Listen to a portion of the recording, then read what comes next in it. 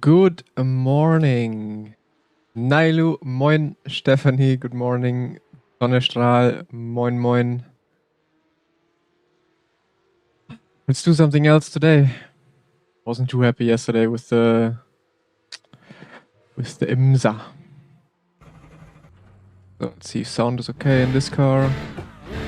Yeah. Adilettenfitzer, morning. Wee. Good morning. Horses and Porsches, good morning. Same question again. Up already or still up? But after you've been up yesterday this early, I guess you were sleeping for sure already.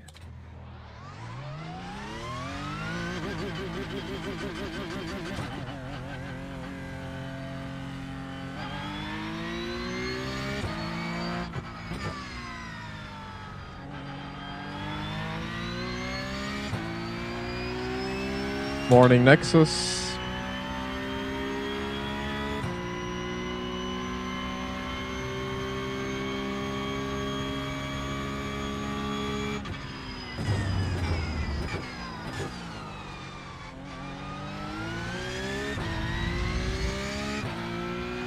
Oh yeah, welcome back to Porsche Cup.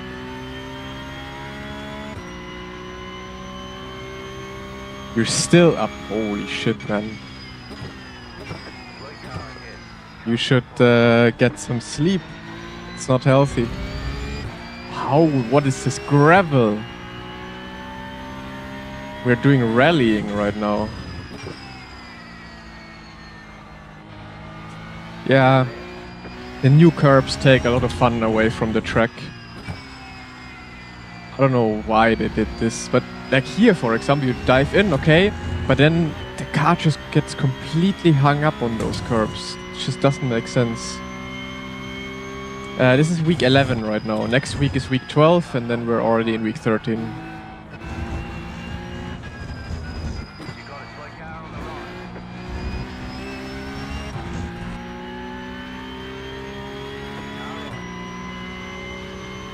You have to? Yeah, but you also have to sleep.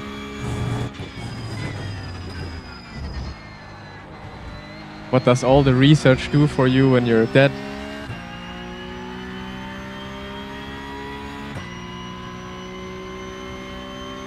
First time you're in the stream within the first 5 minutes? Nice. Then welcome here from the very beginning.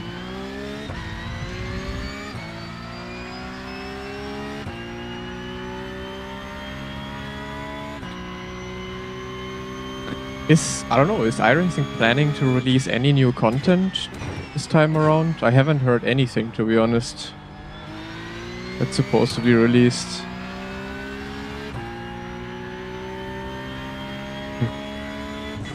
Have I ever driven a BMW on stream? Except for like DTM esports?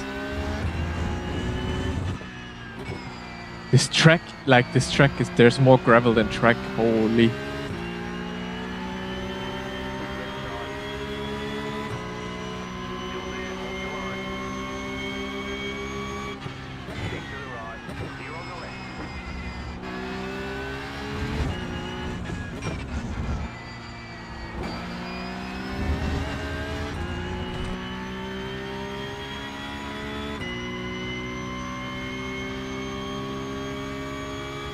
You can sleep when you're dead. Yeah, true. But I don't agree.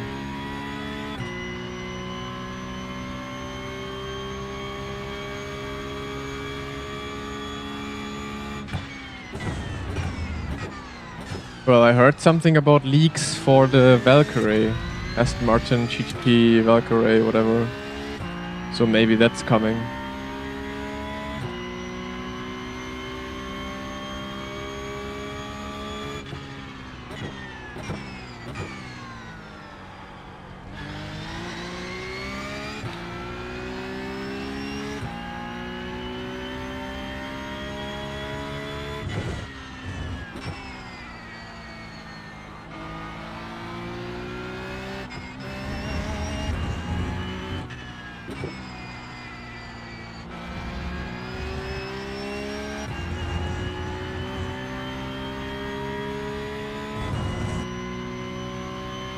Nächstes fixed, aber bleib erstmal weg. Ich fahre hier gerade meine ersten Runden. Will nicht hier direkt gegen den Weltmeister fahren.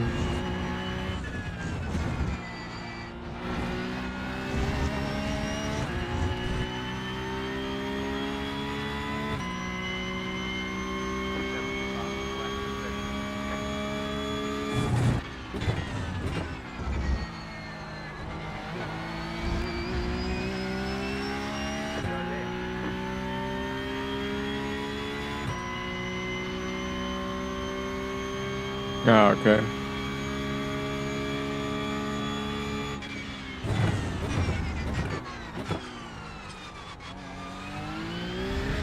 I'll try to get as close to you as possible then today. I think it's gonna be impossible, I guess, but we'll try. Yeah, my first feedback is a lot higher compared to what it used to be. But yeah, also those curbs just make it look very violent because those curbs just throw your steering wheel into any direction.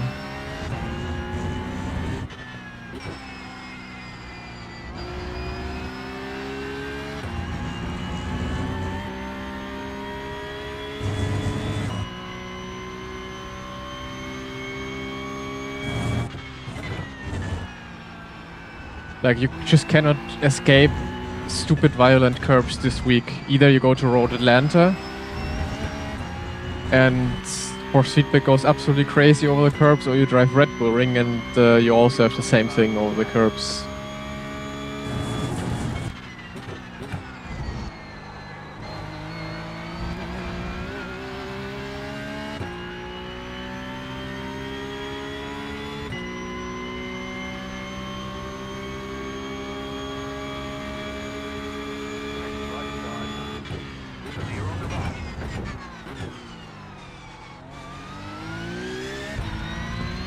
You can't say that with your Twitch name. You can't say you're not friends with the cup.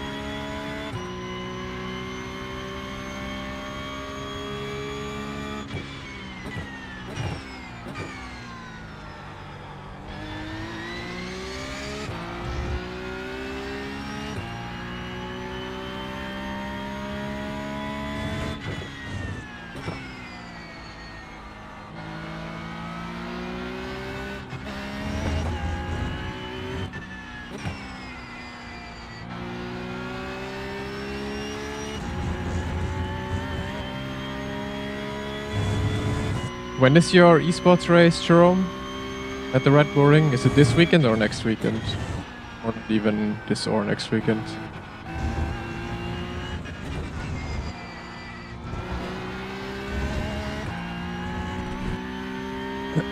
This Saturday, okay.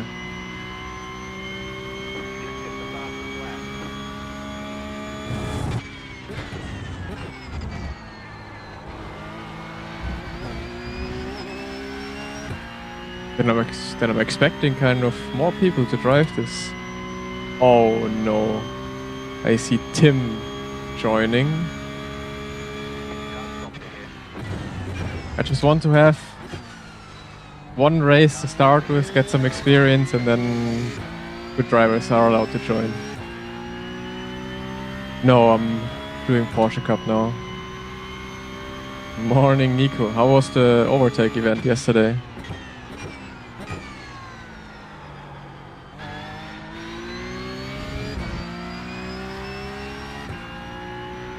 Yeah, Tim Relecke. He's usually pretty fast as well.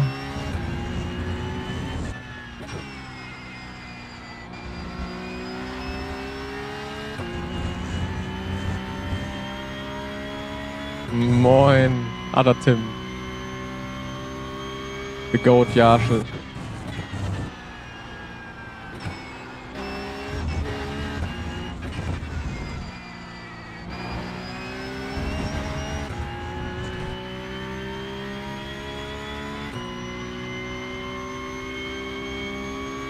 I think the Porsche Cup is very easy to get used to because it gives you an immediate good driving feeling. What have they done to the curbs here? I don't know. Make them high, I don't know, like street curbs or so.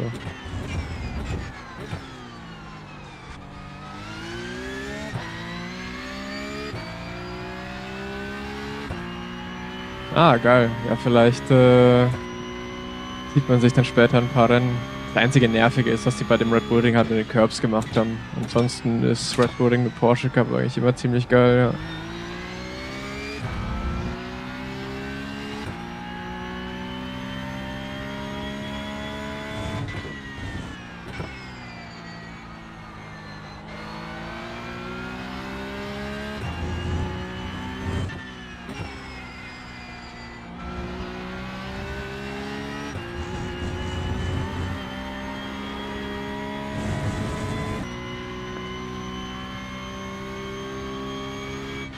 The clutch game.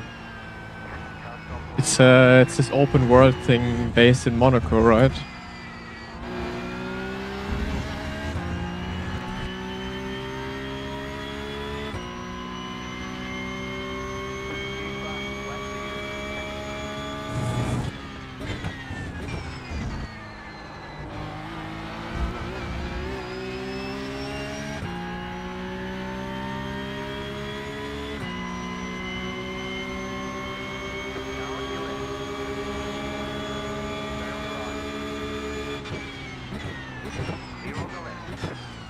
I mean, you're gonna be the number 1 car, so when you join my race, I'm gonna be number 2. So I would be able to make more iRating if I beat you. Die Curbs sind nicht wie in echt, nein. In echt sind die Curbs flach.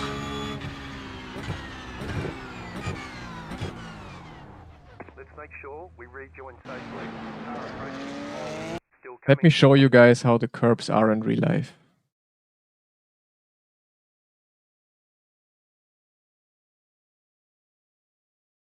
They are nothing like this.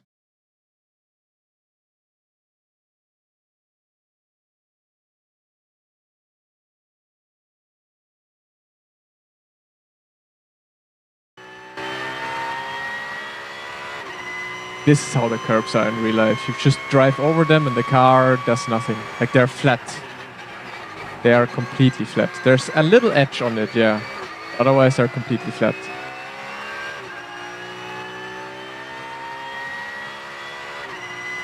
And you can extend anywhere, basically.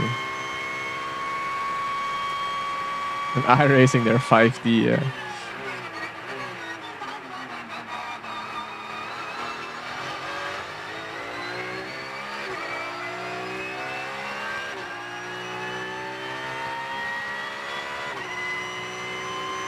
Nah, the sausage curbs are usually only put on the track for race weekends. This was just a test day, so they usually don't have sausage curbs there.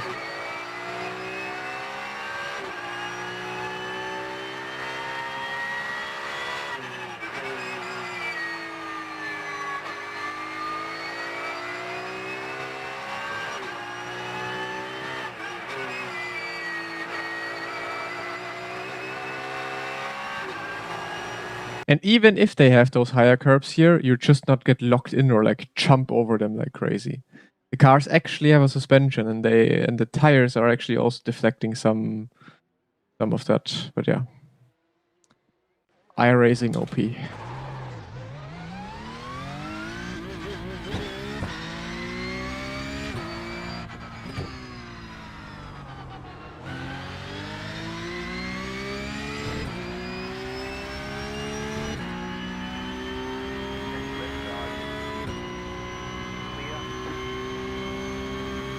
Well, yeah, true. Imagine you're driving the F1 car here on this track. That's death, I guess. Good morning, Le Mans.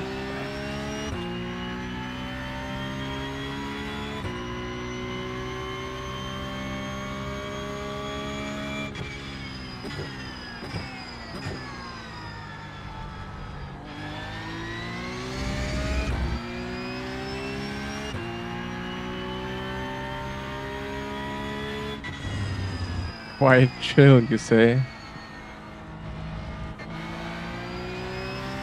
I don't know, maybe the suspension on the Formulas is way better than on the GTs.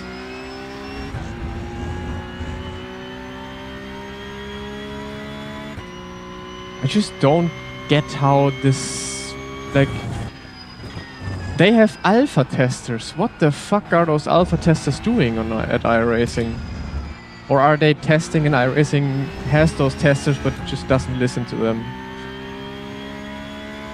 How can this ever get into the public game?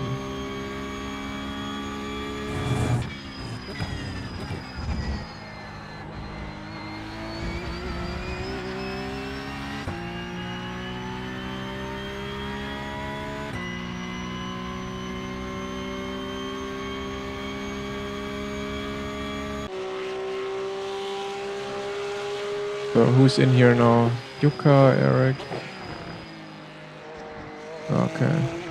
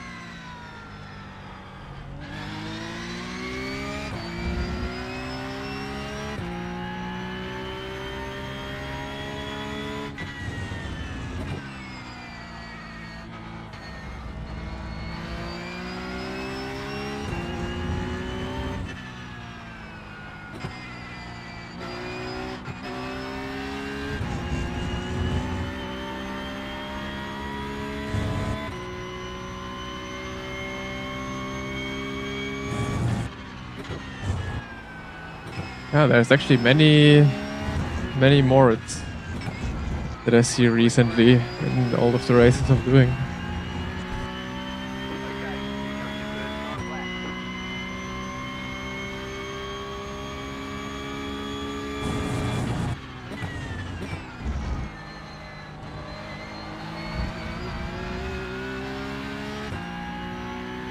Wait, my brake bias is wrong.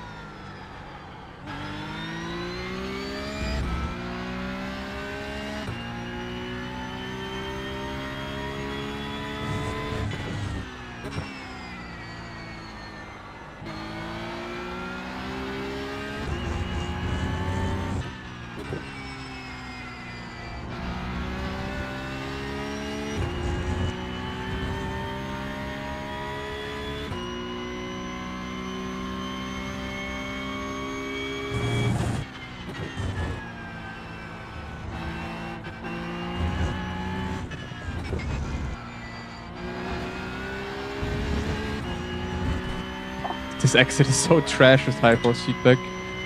Getting thrown around.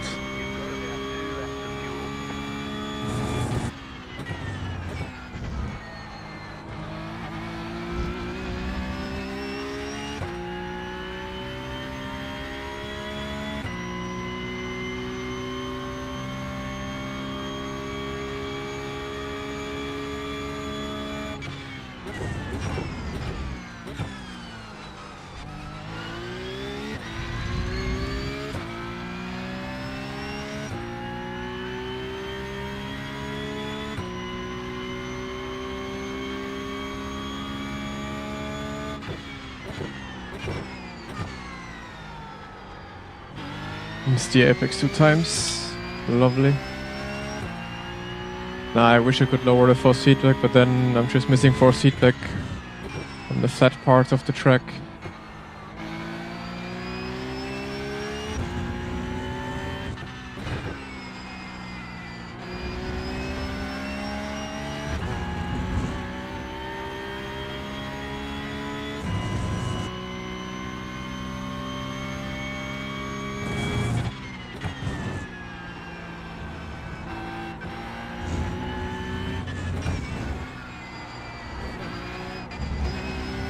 Man, oh man, oh man, yeah, this is not gonna be pole.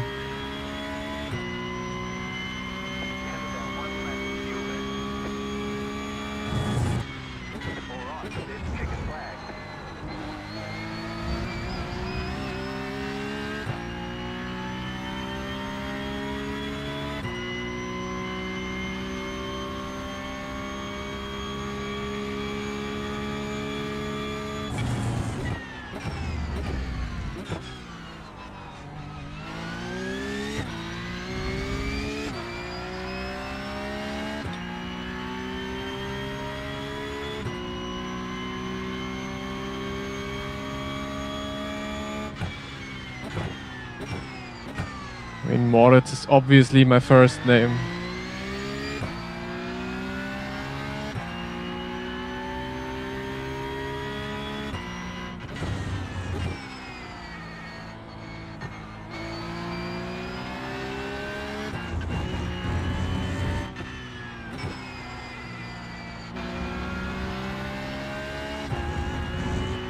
Okay, it is pole. That is surprising.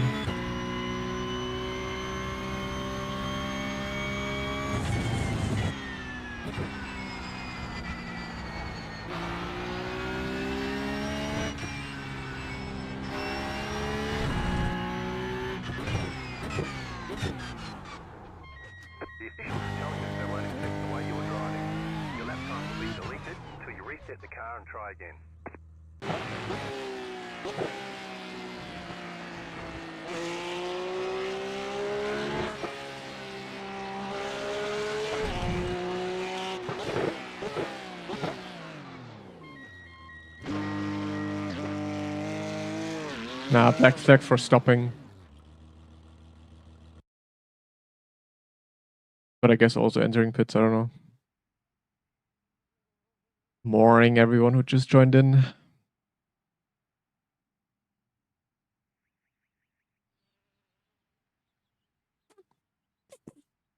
Yeah, entering pits gets your black flag immediately as well, right?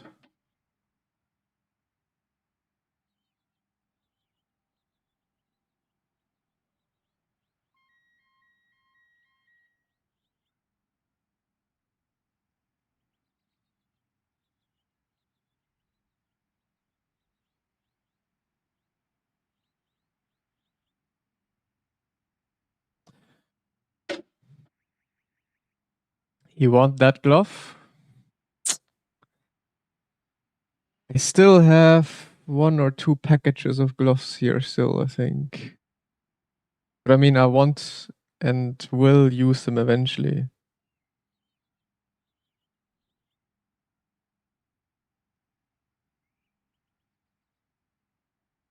What languages do I know?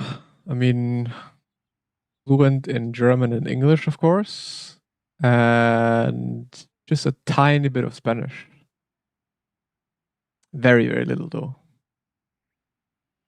That's it.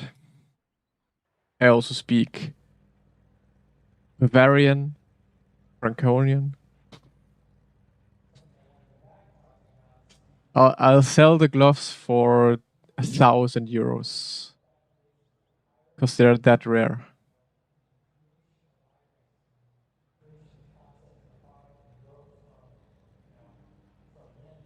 No, she's Latina. If you say Latino, then it would be a boyfriend.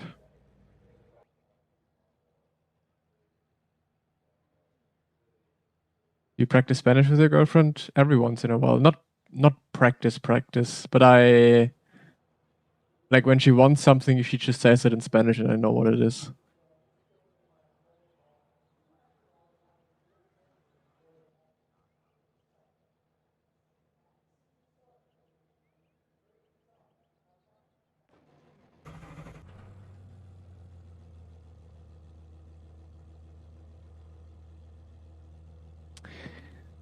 I go to sleep at like 11 to 12 p.m. or like 11 p.m. 12 a.m. sorry. And then I usually wake up at like 8 a.m. normal time, I guess.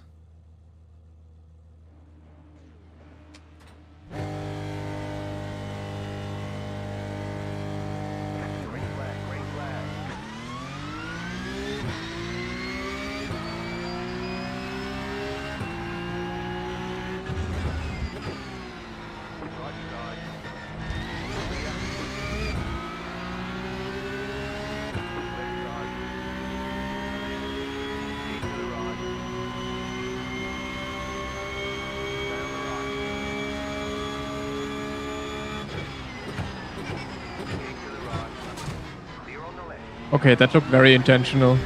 That was not my plan.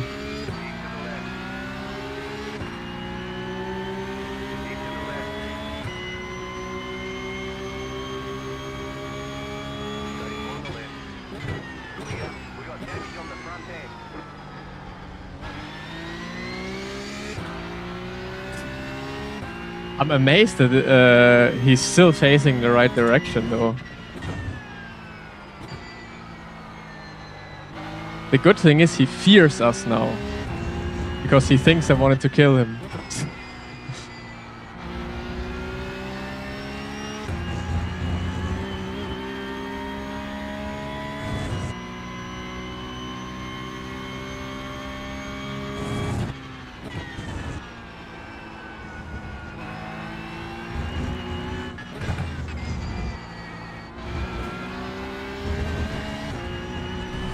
He's sweating right now. He's like, oh, when he gets close, he's gonna take me out.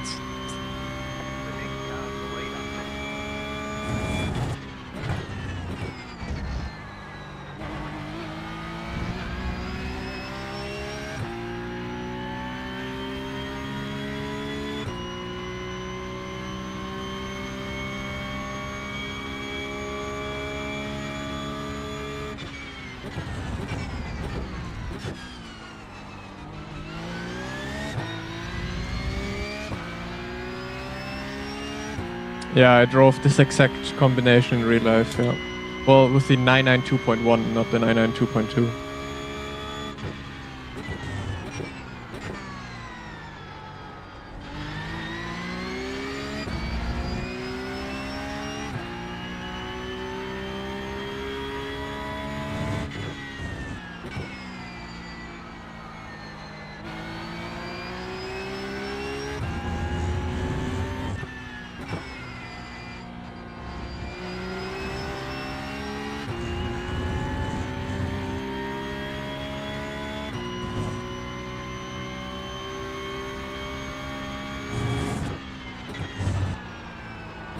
Incredible that you drove there with that car.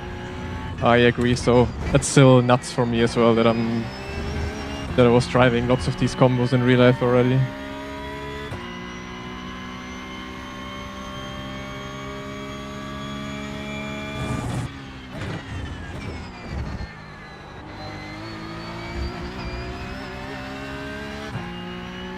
Already have 5 incidents. God damn.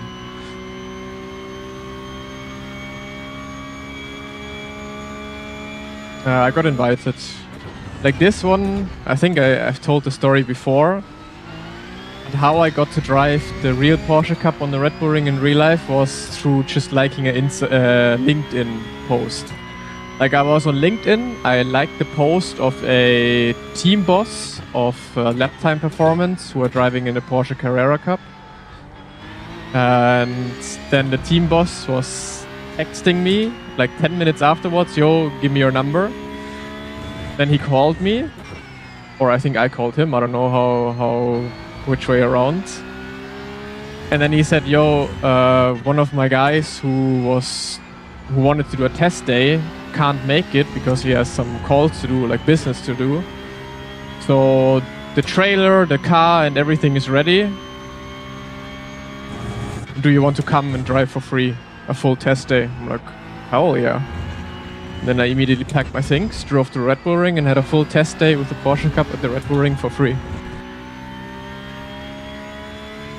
That was, yeah, that's insane luck. Through liking a LinkedIn post, you get to drive a Porsche Cup on a racetrack. Fuck me, man. That's crazy.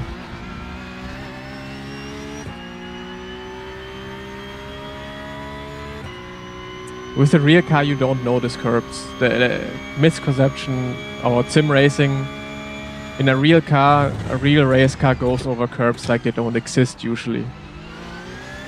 Whereas in sim racing, you always jump over them like crazy.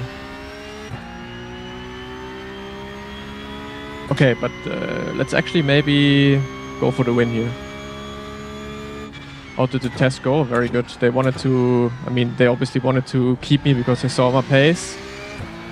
They wanted to drive races with me, but funding was missing, of course. But yeah, pace was better than most Porsche Carrera Cup drivers.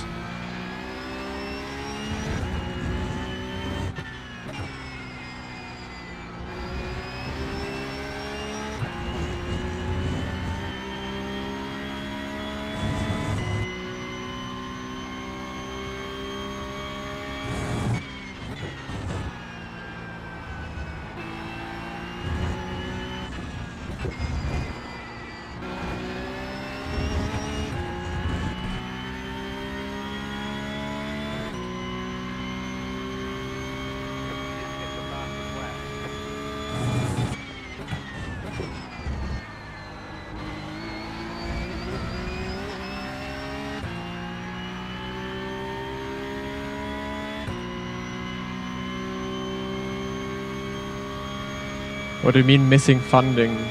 I mean, missing funding just means that no one had the money for me, or like no one had the money in order for me to drive a season or a race. Like in real life, you need money to race. So if you don't have the funding for it, then you can't race.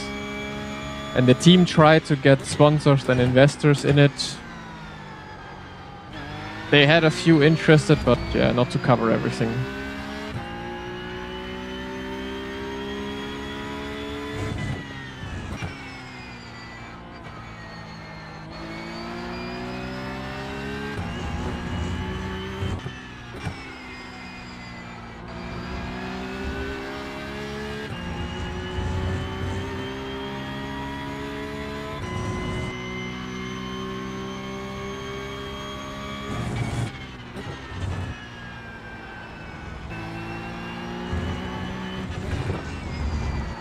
Wow, this curb, man.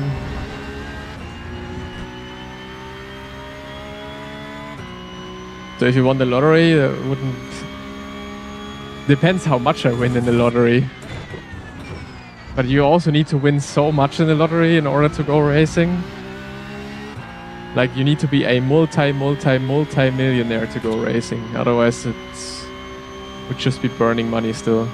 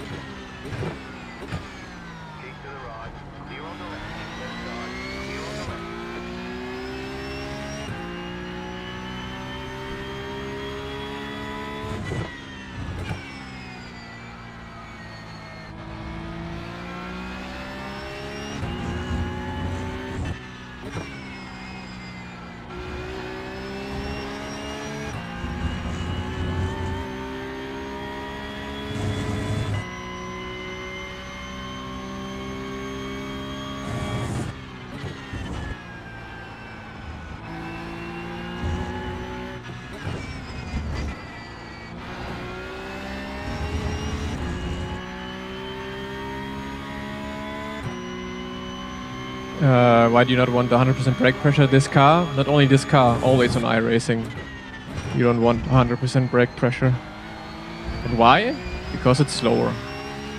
Always know when I'm doing something, it is to be faster.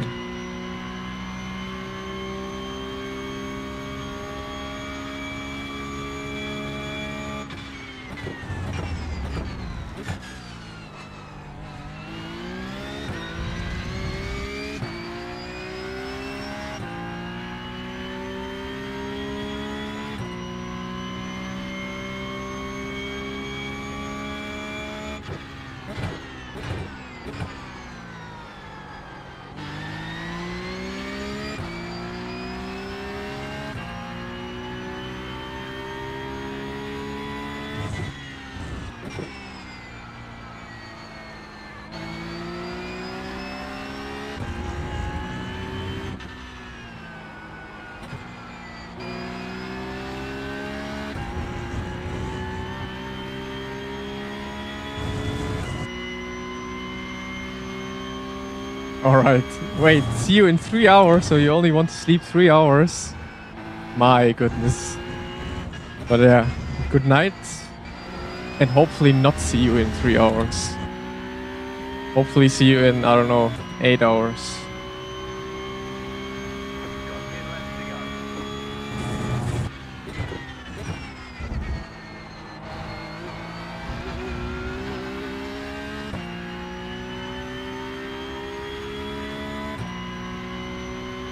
My first win in a sim racing competition? Do you mean like a race win? Do you mean a championship win? Honestly, what? I know my first championship win. But what was my first actual race win in a good and decent competition?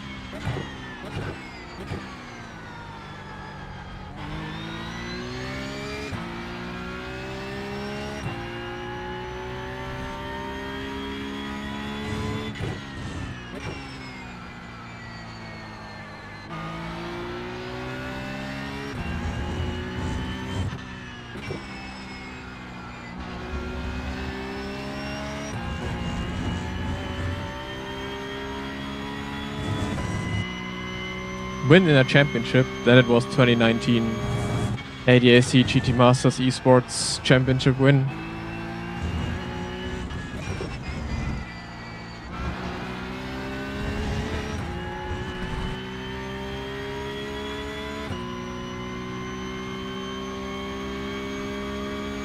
Hey Gabriel.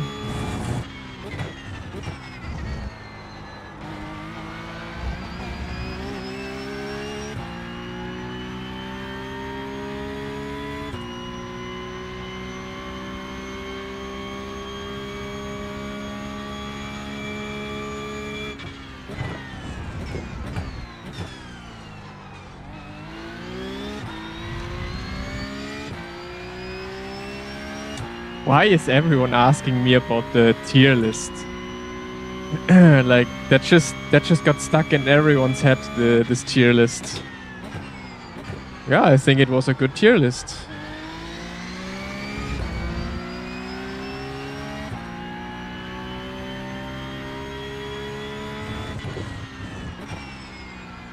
I think it was mostly accurate. I personally would have changed a few things for sure, but otherwise I think it's quite accurate. Maybe I have to make a tier list myself.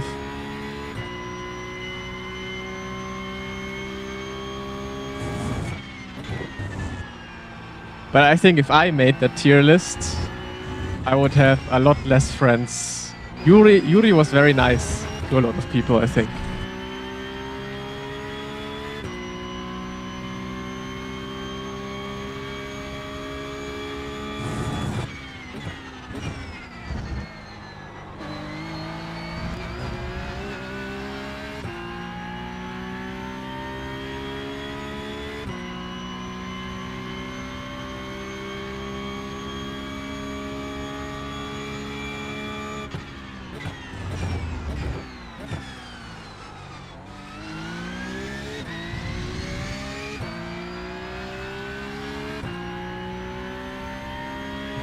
I love those questions, man.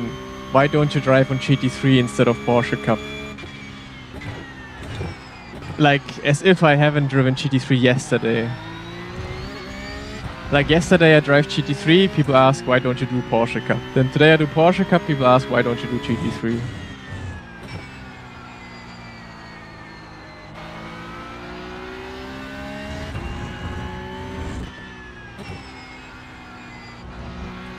Why don't I do it?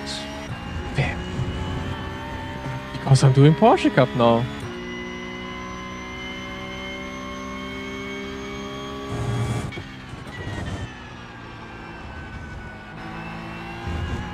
Why do you eat your favorite breakfast in the morning every day? Yes, because you want to do that. I'm not asking, like, those are questions I cannot understand why people ask those questions all the time.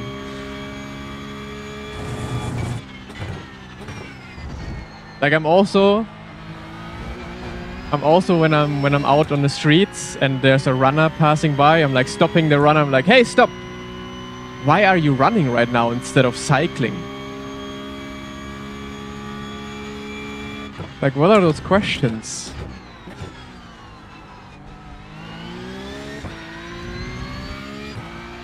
You go up to a restaurant and go to someone like, bro, why are you eating here? Why are you not eating there? Because he chose to do so. Man, oh man, oh man.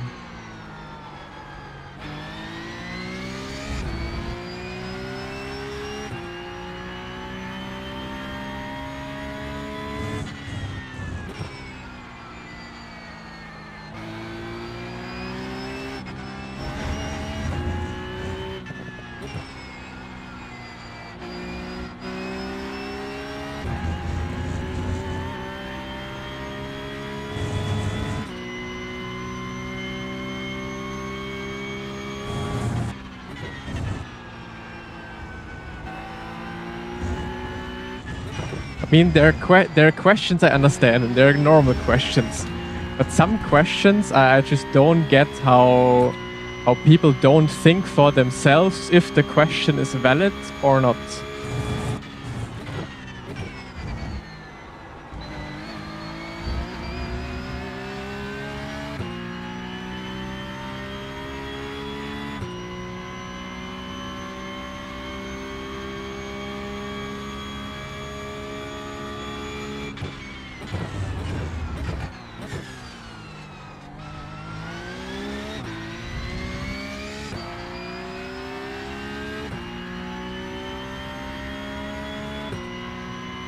Le Mans Ultimate, honestly, yesterday after the stream, I turned on Le Mans Ultimate to check the races you can do there, to see if I'm gonna be streaming it today. But I made a very strange discovery in the thing of that the races that they offer are quite strange. Like, they have a lot of GTE races. Which I think is very strange.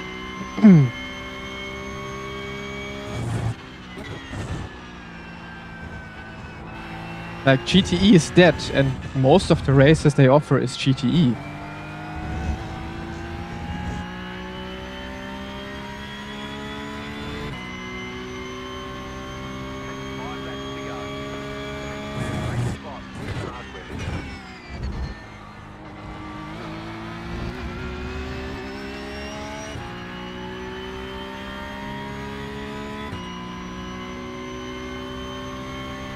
Okay, see, and then when...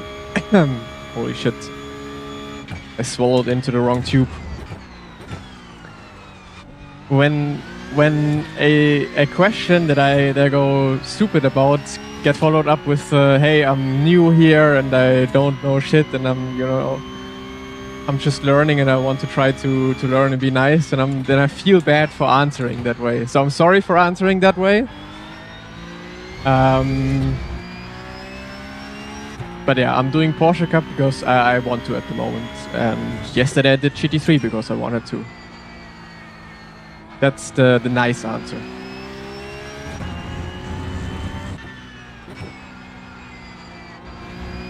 The problem just is, as a streamer, you get these questions so often. And one guy, unfortunately, is in the position who gets yelled at. Which I'm also sorry about. I don't want to be mean to people.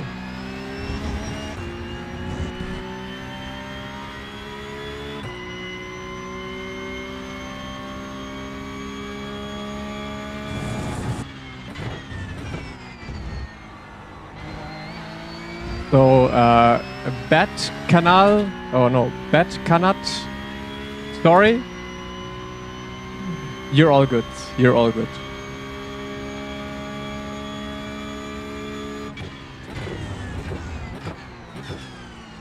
Don't unsubscribe, please. I need the subscribers.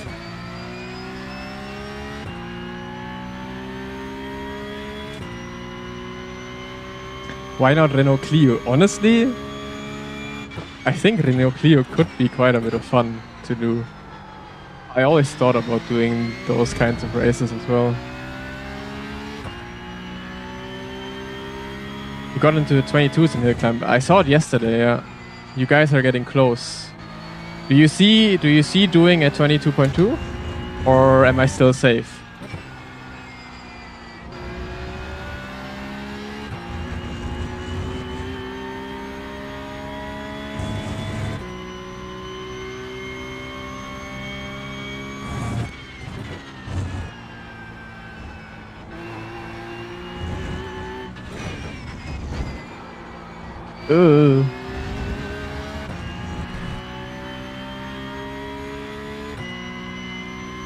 I wanna just drive GT3. You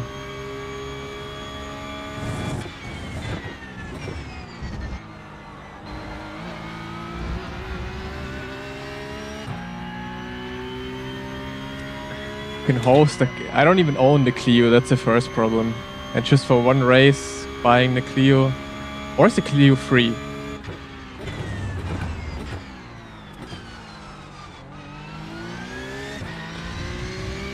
Marsha, good morning.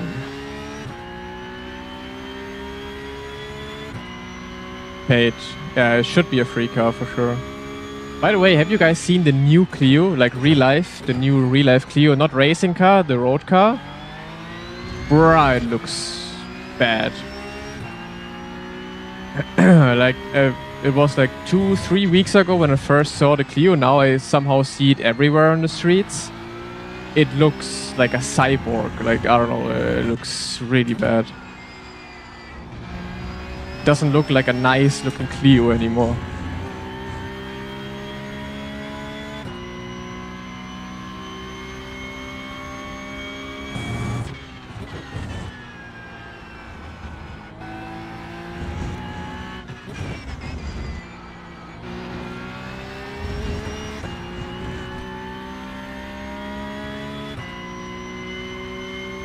I would choose the BMW. I honestly would have loved to drive the M4 GT4, but the Cayman is my favorite road car, the GT4, that I would love to own, so driving that on the racetrack I think is also pretty sick.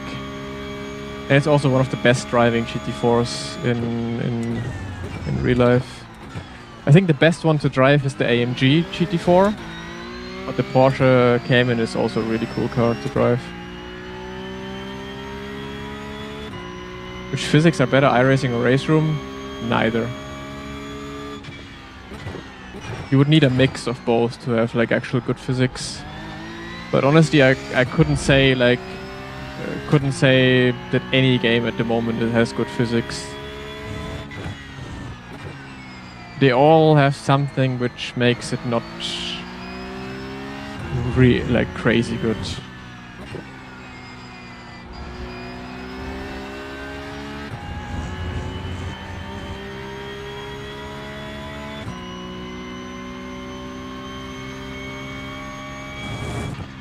Ah, you're talking about iRacing GT4s. I was talking about real life, Lil.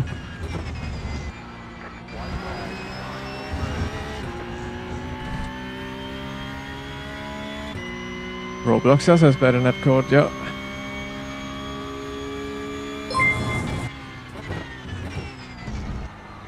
Bana Sonks super chatted $11.95 for the Clio. $11 for the Clio. Thank you so much, man. Will I get the Clio though? Or am I gonna invest the money to maybe have 2 Clios at some point?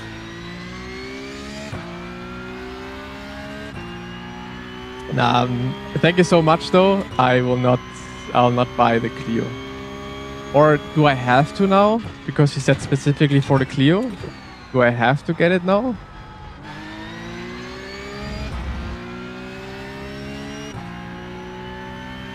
Scammed. The problem is I would just buy the car and literally never ever use it.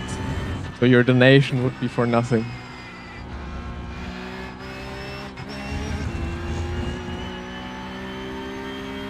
We need one race now. Bruh.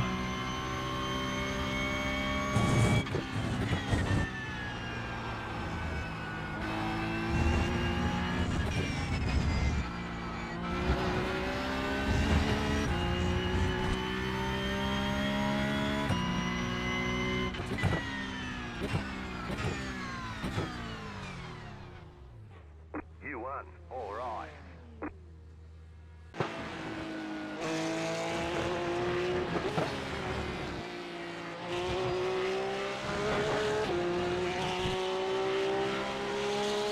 So, yeah. But Unison, thank you so much again for the super chat. Appreciate it a lot. Thank you so much. It would just be stupid to get the Clio now. Like literally, I just never use it. Never, never, never.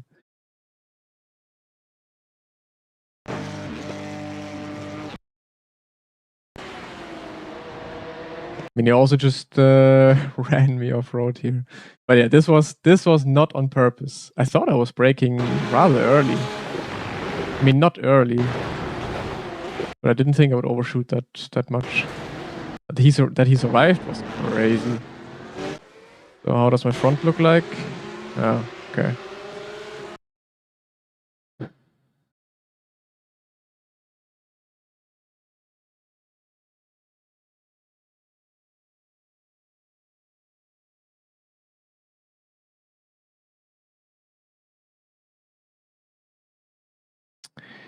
So we get 4 I rating. Bam.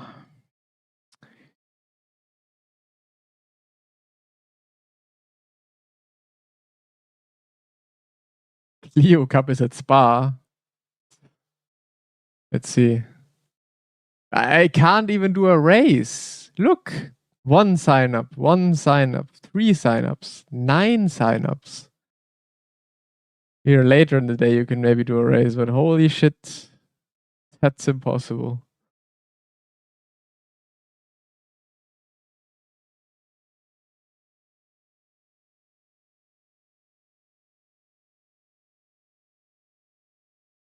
YouTube takes a cut, yeah.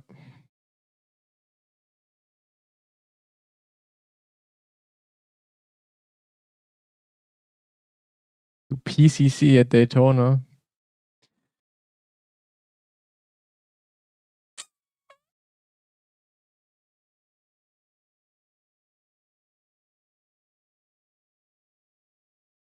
I would rather not. So, we go for open setup. I'm probably gonna face Jerome.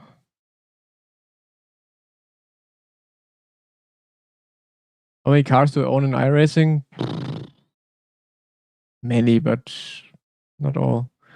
Like, look, shop cars. These cars I still can buy.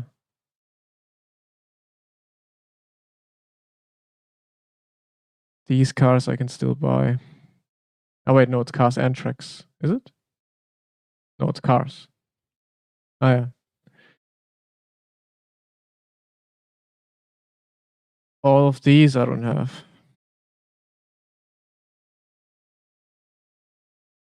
There it is, Clio.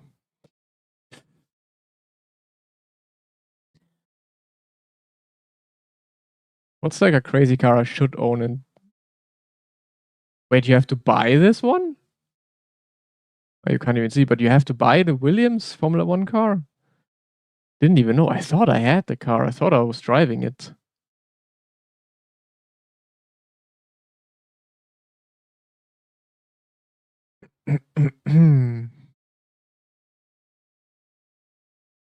Crazy that I also don't have the Corvette. I drove the GT1 so much, but I only drove the Aston.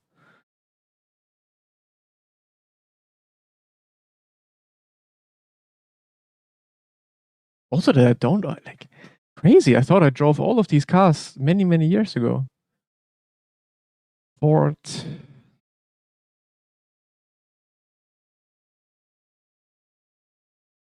Oh, okay. Yeah, I don't own any GTP except for the BMW.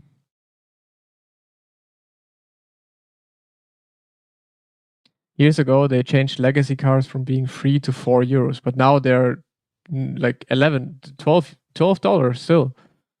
Like the Formula One Williams is $12. It's crazy. Like, make it free. Why would anyone pay $12 for that now? Like, there's many people actually buying that, I guess. But still, that's crazy.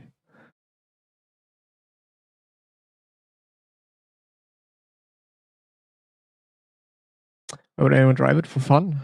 To relive old good times?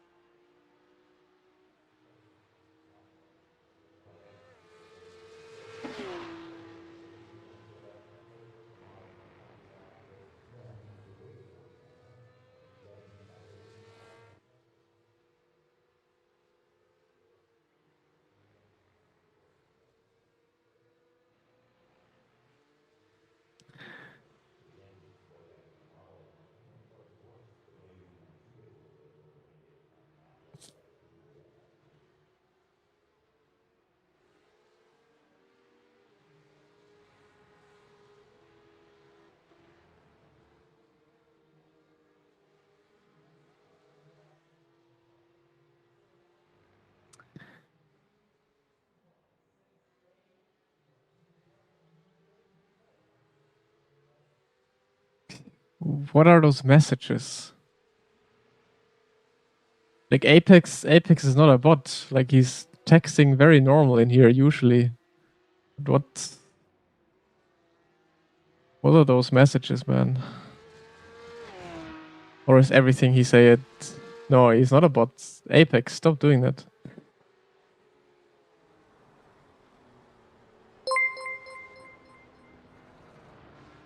Julian for 21 subscribed. Julian, thank you so much for the sub, for the Prime. Thank you very much. Appreciate it.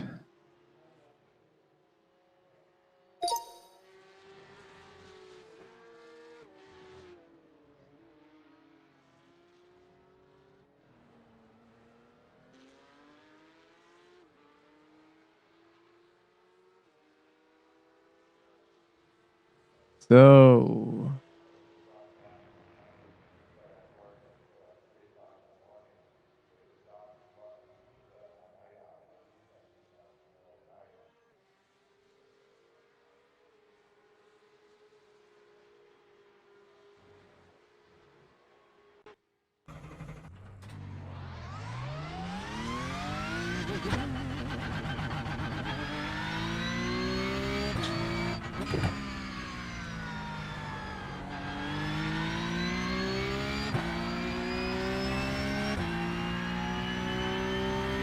oh, Jerome on the server. I'm gonna get cooked.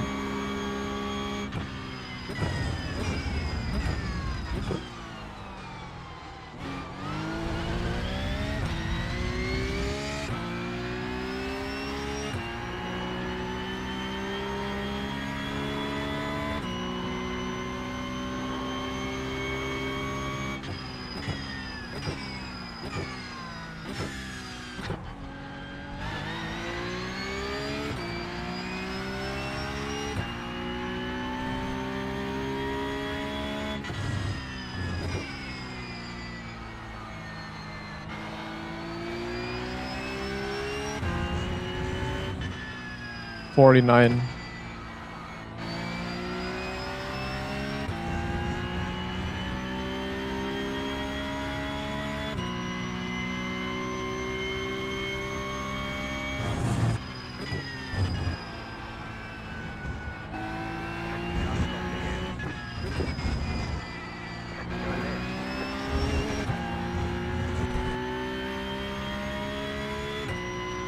How many real life tracks have I been to?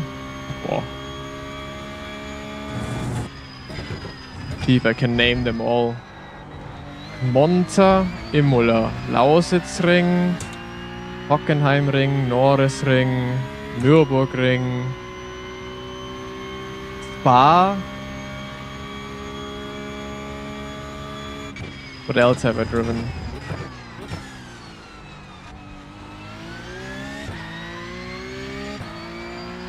Sachsenring, Slovakia Ring, Red Bull Ring, Salzburg Ring,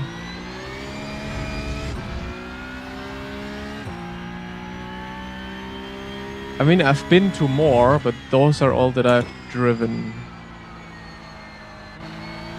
I think that's all.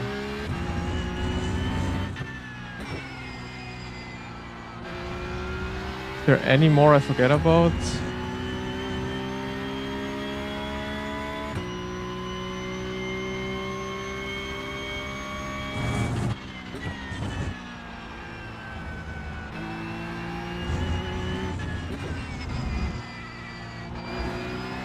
Oh, Barcelona I've driven.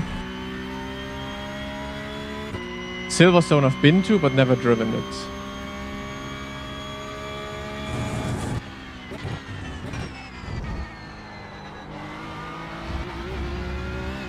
Hard tracks, 0.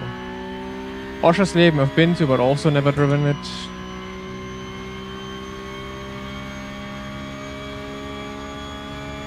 Assen I've driven, yeah. Meppen I've driven, yes.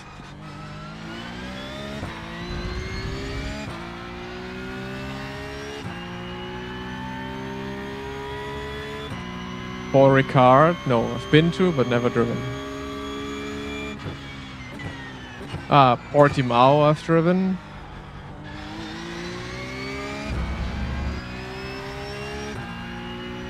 Quite a lot actually, if I think about it. That's crazy.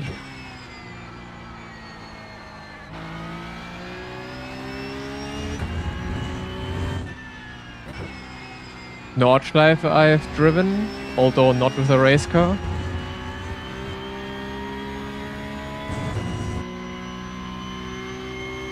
My own car. I drove my own car many times on the ring already. I have a good car to drive the ring with, so I don't need to rent a car.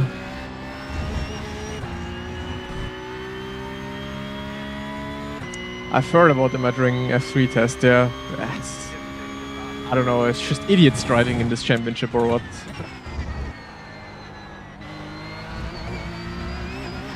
Or were the red flags because of the track surface maybe?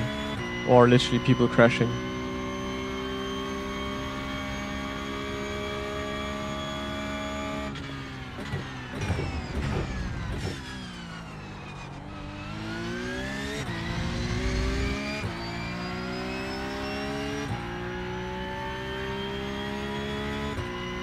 My Hyundai i30N I drive on the ring. Well, I also drove my old BMW on the ring. I drove my very first car on the ring. I drove my dad's car on the ring.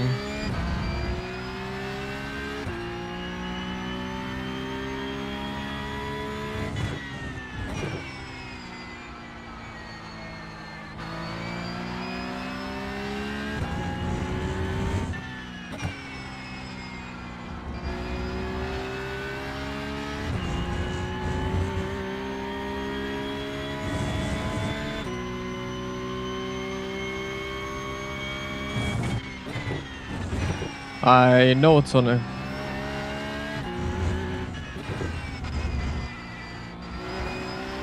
Which is why it is a good car.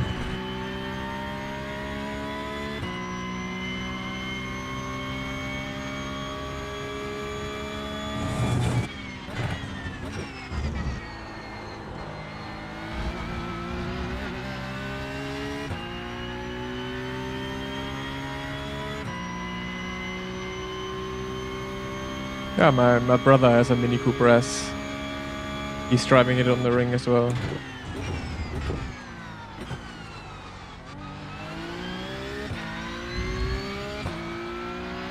Well, no, not a Mini Cooper S. He has a John Cooper Works.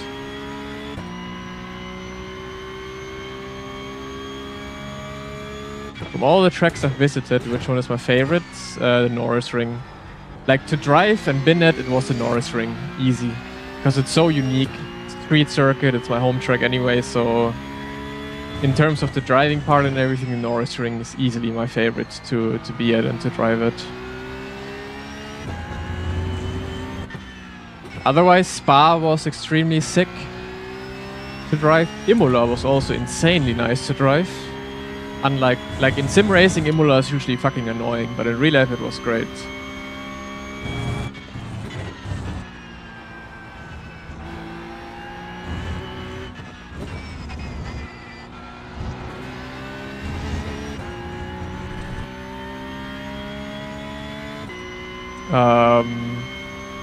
A really good rig.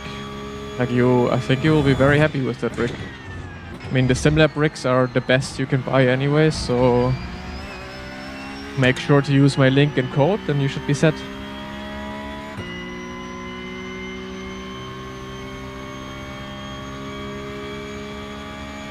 Boris Ring, yeah.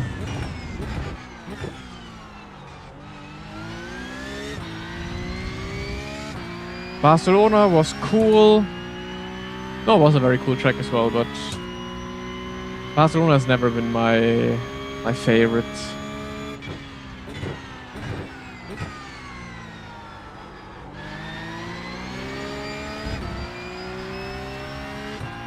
I think in terms of driving, Hockenheim will always be one of my favorites. That's just a lot of fun to drive.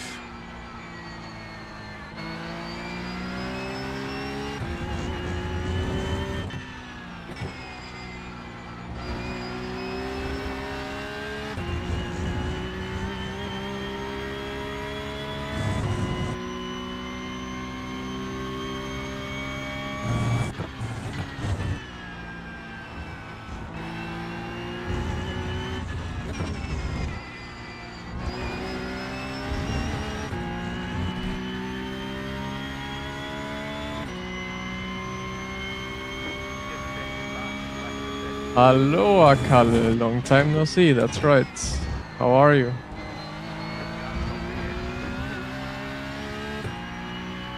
Do you have racetracks on Cyprus?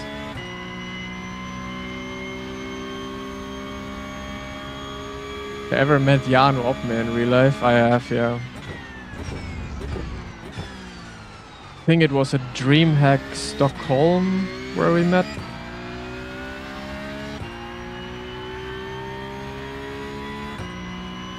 How Spa IRL in terms of elevation? Eau Rouge is nuts. Eau Rouge is absolutely nuts in real life.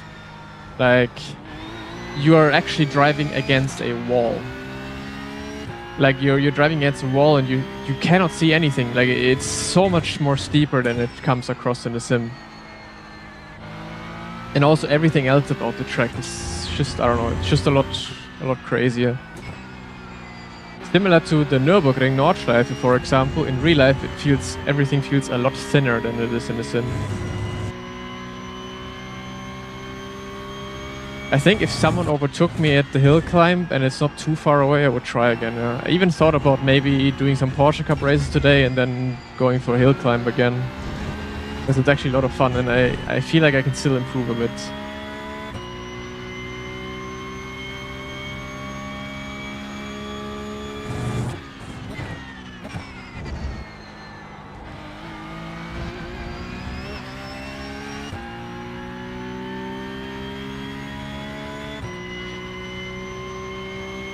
You have one track.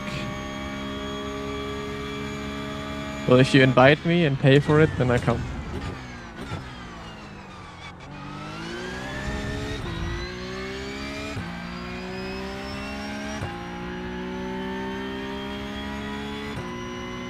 Yeah, I mean, I walked Spa as well. And like, Eau Rouge, you know it's steep, okay. But then you go to No Name and you go down to Puhorn, like it goes down so much, it's insane. Also up to Camel Straight, like the Camel Straight after Eau Rouge and Radeon. it goes up, up, up, up, up the whole time, which you never really realize in the sim.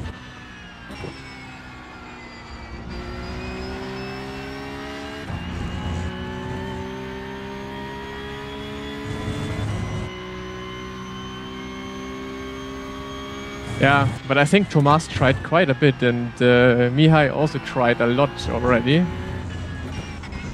So I still think the 0.2 is a insanely good time, and I actually was watching my lap yesterday again to check like where I can improve still. I don't think there's much to improve. Still, a 21.9 is possible, easy, yes. Yeah, but that needs to be such a perfect run that I believe my 22.2 is gonna stay there for quite a while. The straight uphill in Red Bull Ring, yeah, Red Bull Ring as well. It goes up and down like crazy. Also, Sachsenring, where I'm gonna be next week for the GT4 test. That's also crazy there all the time, how it goes up and down. I want to try and run the track as well. I mean, I want to try and do a track walk with you guys in a live stream anyway. So next week at the Sachsenring, I want to live stream on Thursday, being at the track and then also doing a track walk with you guys. I think that should be fun. And then after the stream, I want to also run one lap at the Sachsenring.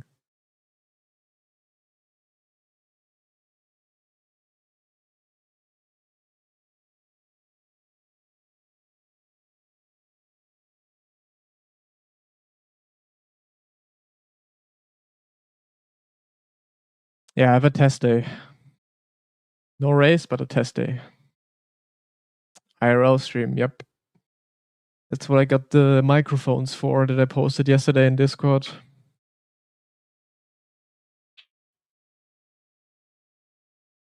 For running, I used the Nova Blast 5. A6 Nova Blast 5. About the wing, I changed it, yeah.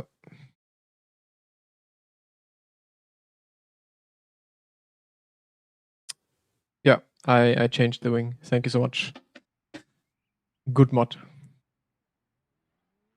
So, who we have in Jerome, Christopher Wolfgruber. Okay, we're gonna drive against Jerome.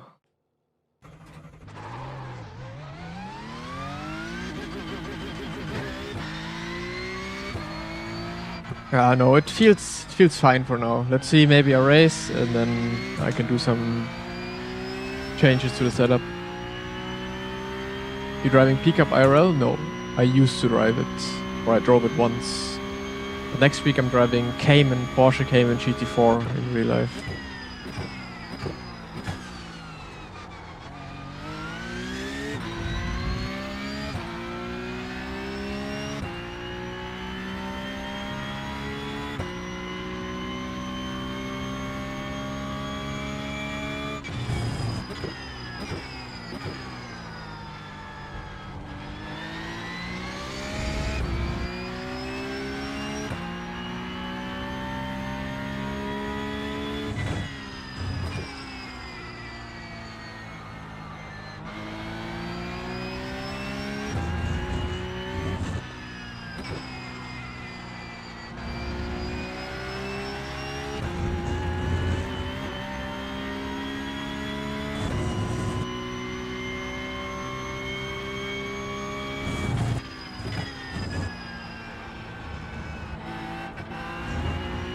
So for this qualifying session, I would bet I am half a second off Jerome.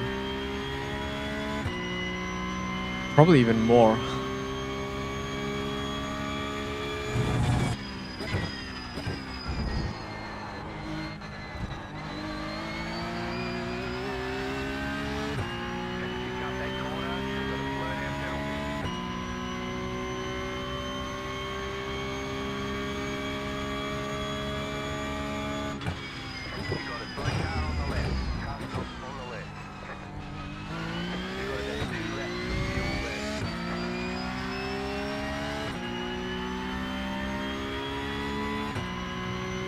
Einfach mehr Training.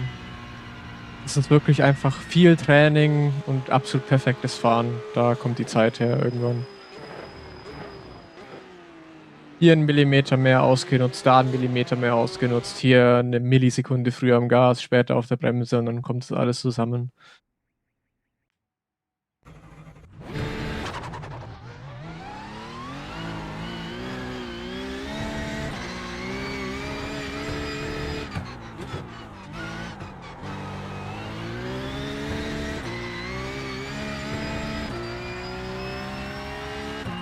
Ja, aber das ist so. Das ist wirklich, das ist krank. Und Reifen-Warm-Up natürlich. Perfekter Reifen-Warm-Up macht viel, viel aus.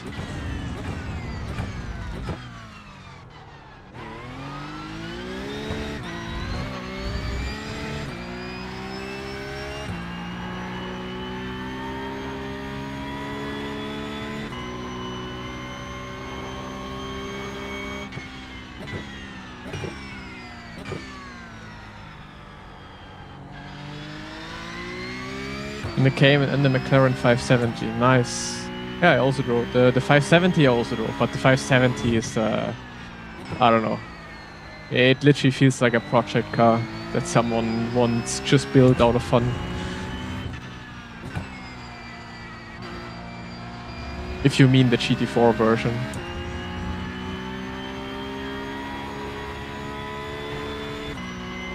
Nice, you already got it. That's cool. I thought it would take longer, but yeah, I hope you like it.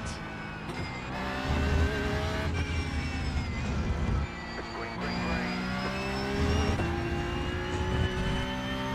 Okay, first time lap.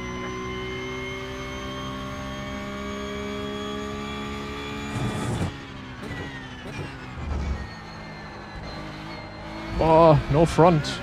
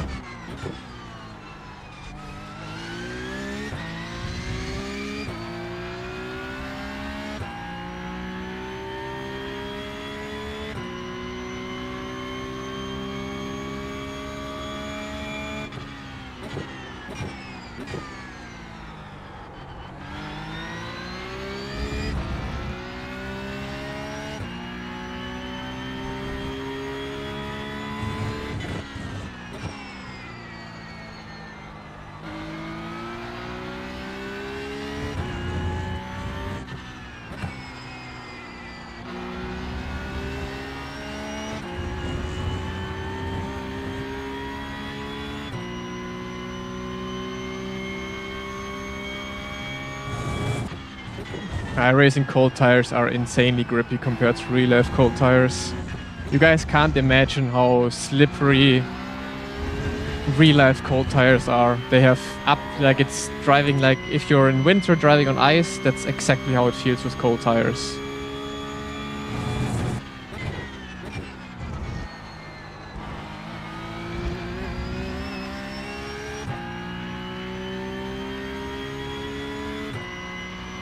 Have about one lap of fuel left.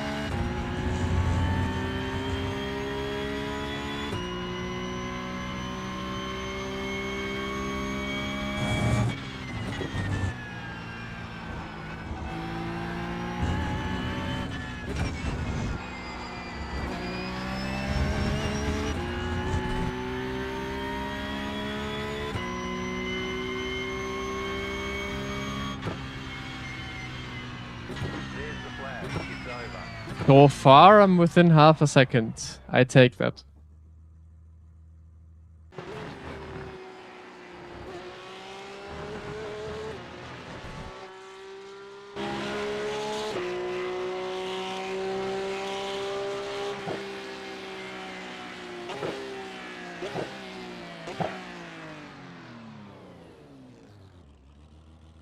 Jerome is driving in the PESC, so that's a iRacing Porsche Esports World Championship. So he has to be that quick. Otherwise, it would be embarrassing.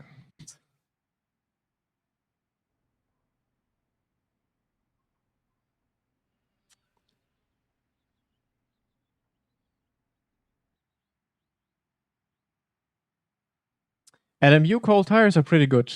Like the cold tires on LMU are, in my opinion, the most realistic cold tires.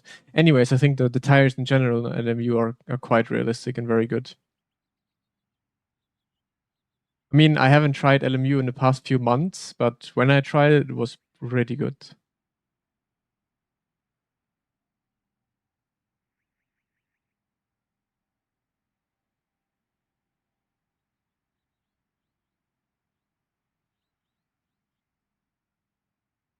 How are you keeping the car stable over curbs? You need to brake, steer, and release in the right moments when you go over these curbs.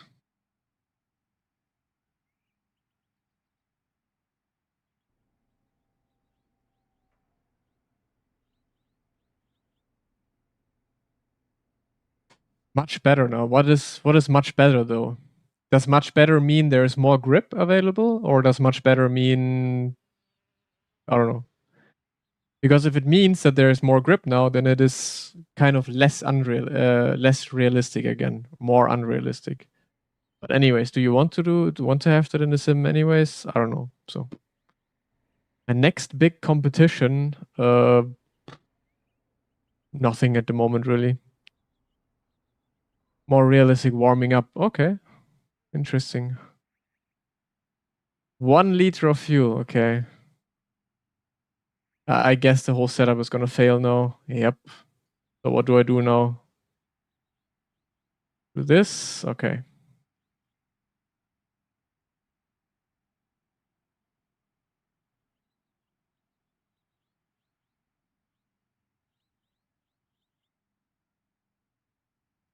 I'm not gonna do IMSA esports. I'm absolutely not interested in IMSA esports.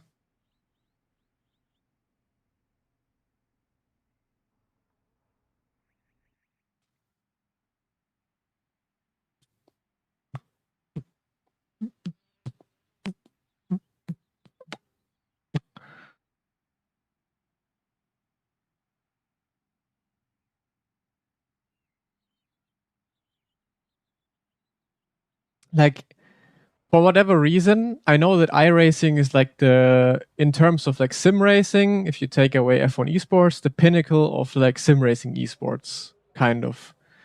But I just cannot take iRacing esports seriously. Like when I see like the PESC or I see IMSA esports, I myself I don't see that as esports. For me, those two series have absolutely nothing to do with esports. Because of those tire warming strategies, because of basically how the physics and the tires work and everything. Like for me, that has absolutely zero to do with esports. So I don't see PESC and I especially don't see IMSA as any kind of like competitive esports championship.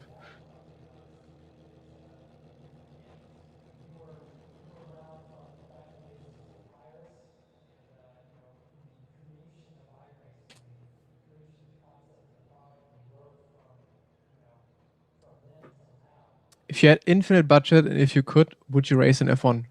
Probably not. No. If I had infinite money and everything, I would race some kind of GT3 championship or so.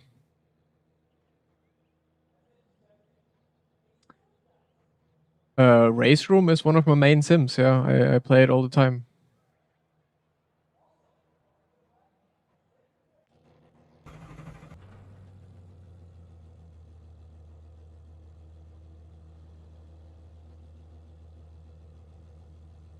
The estimated strength of field is 2,894. Keep it clean. The DNF. Green, green, green.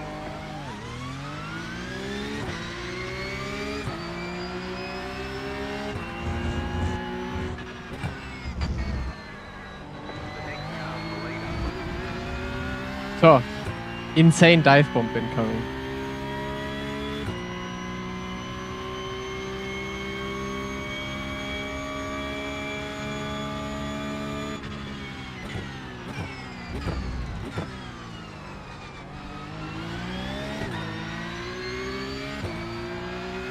How long do you think it will take to have a good sim? No idea. I'm still hoping for AC Evo to finally, I don't know, get their shit together. But that's already failed, in my opinion.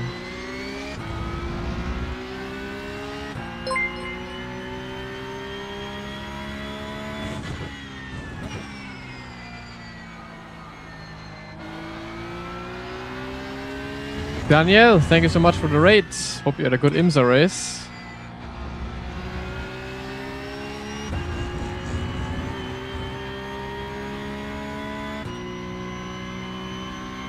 R Factor 3? Do you guys really think R Factor 3 would be coming if they have LMU? Like, R Factor is basically LMU, so why would they bring R Factor 3? I don't see that possible, to be honest. Is iRacing good enough for you? No. Not really. I wouldn't say good enough. Well, it is good enough to do what I'm doing right now. But it's... if I would say I like it, it's perfect, I wouldn't change anything, then that's wrong.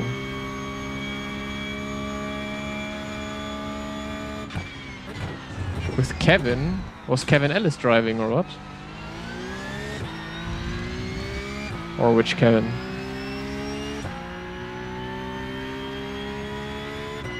Top 2 things you would change? Tire physics, netcode.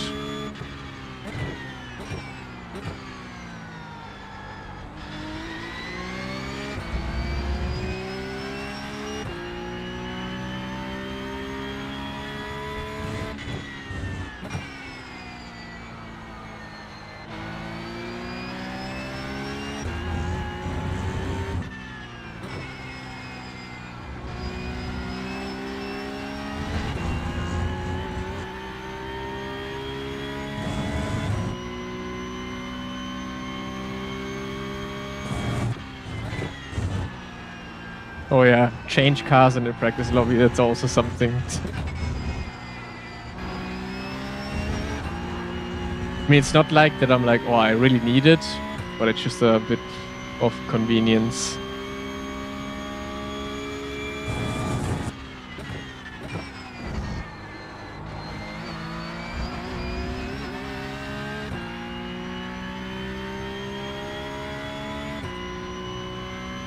If iRacing developer called you up, I mean, exactly the same things.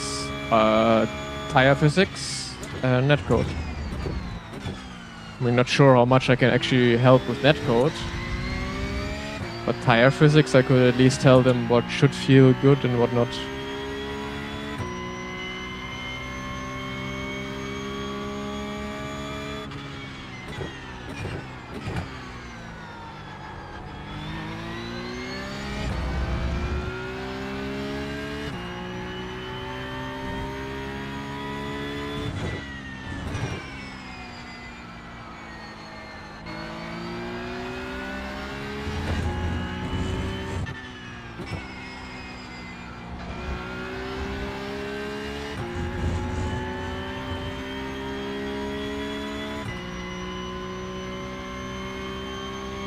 No. That's just not... I mean, there should be more 80s, 90s, 2000s racing on iRacing. Yeah, it would be nice to drive it once, but no one would be driving it. Is SimLab ever going to produce a steering wheel and base? Go to the SimLab website, you can order the base from SimLab and the steering wheel right now.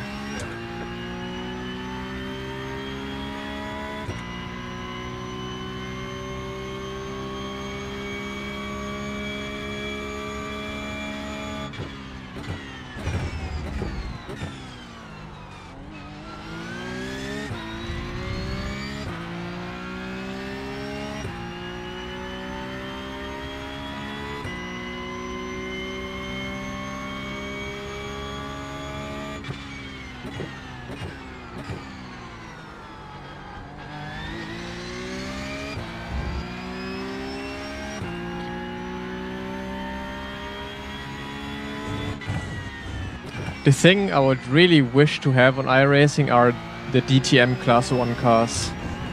From like, I don't know, 2011 or so.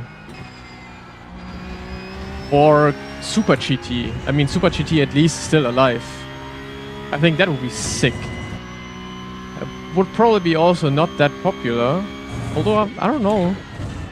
But I would love to drive these cars.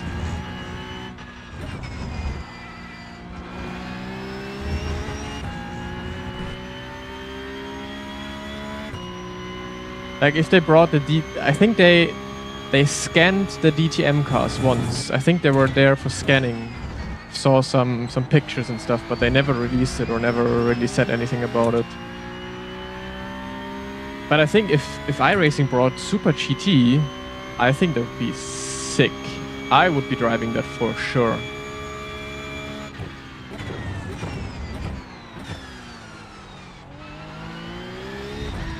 Weren't there like rumors a couple years ago about Super GT on iRacing?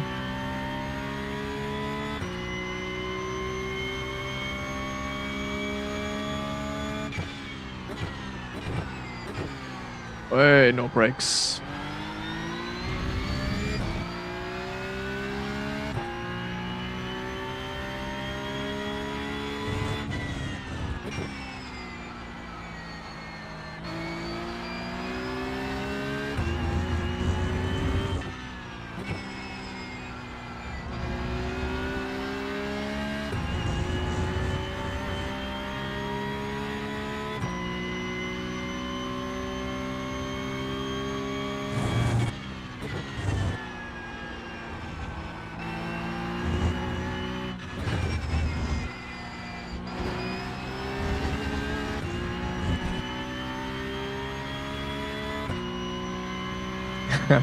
Unfortunately, not an AC, but a fan at least.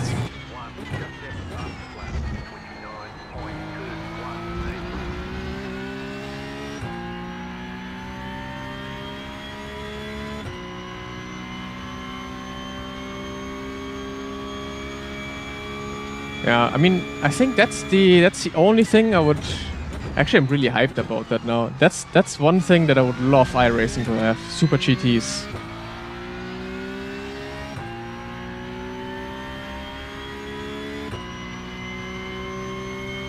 Have you ever raced V8 supercars? I've did a race for sure already, but never like properly.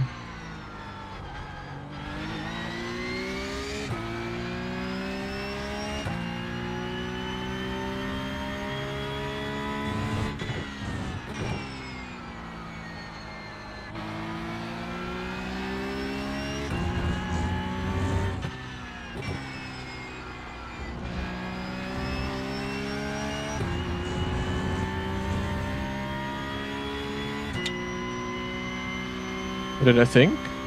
Really cool cars. I love the supercars in general.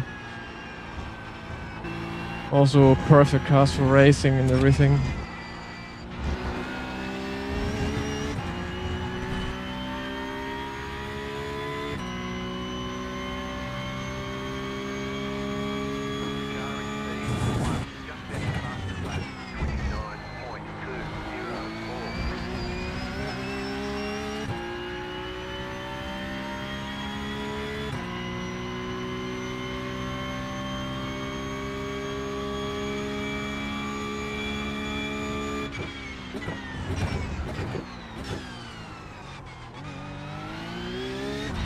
No more brakes all of a sudden.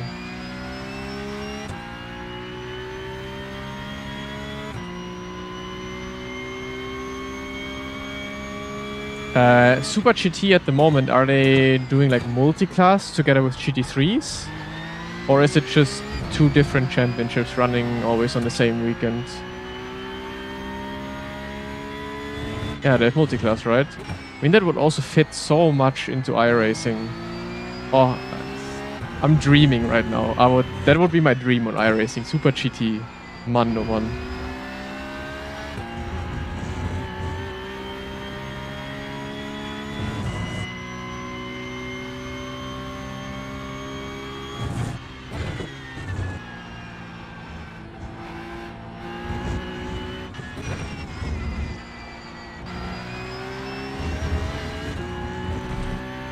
Good morning, Jamie. I've heard you quit PESC. Is that true? Great job. Here you go.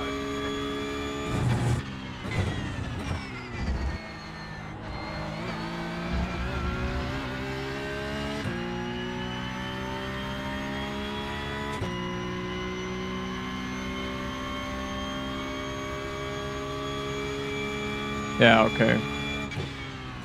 Fair enough.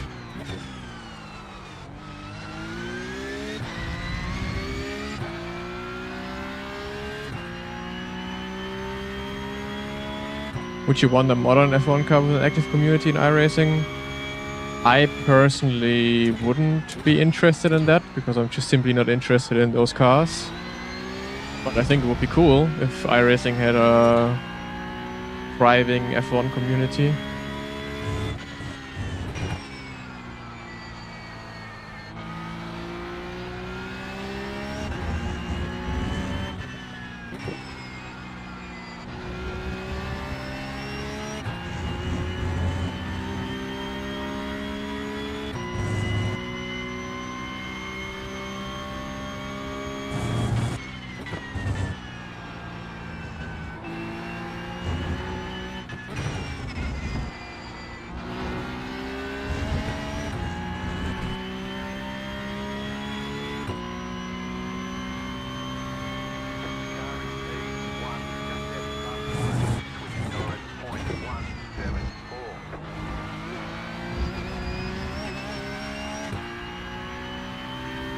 He's lapping half a second quicker than me per lap.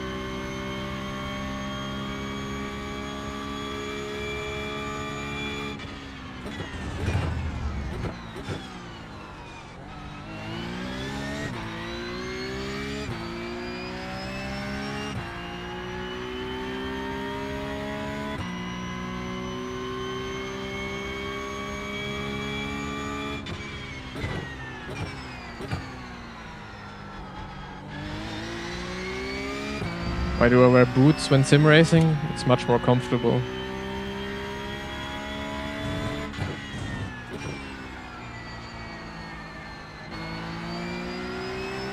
I mean, the fact of wearing boots is obviously less comfortable, but yeah, using the pedals, definitely more comfortable with shoes.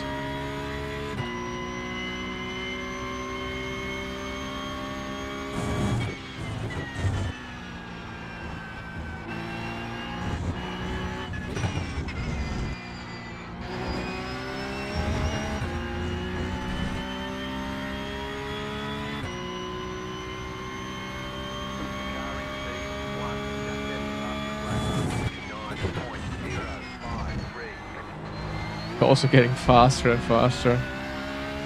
Insane.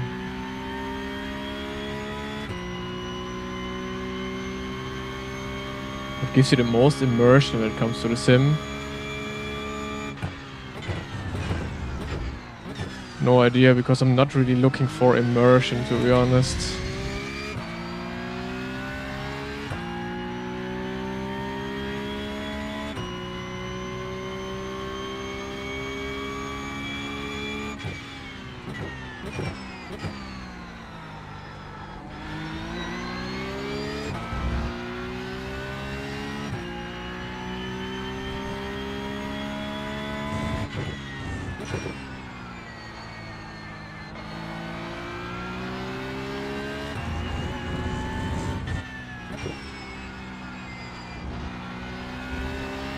In the beginning of the race, I thought I would have a chance in not overtaking, but getting close to him, maybe with 2 or 3 more races of practice and stuff. But what he's doing right now is just absolutely insane.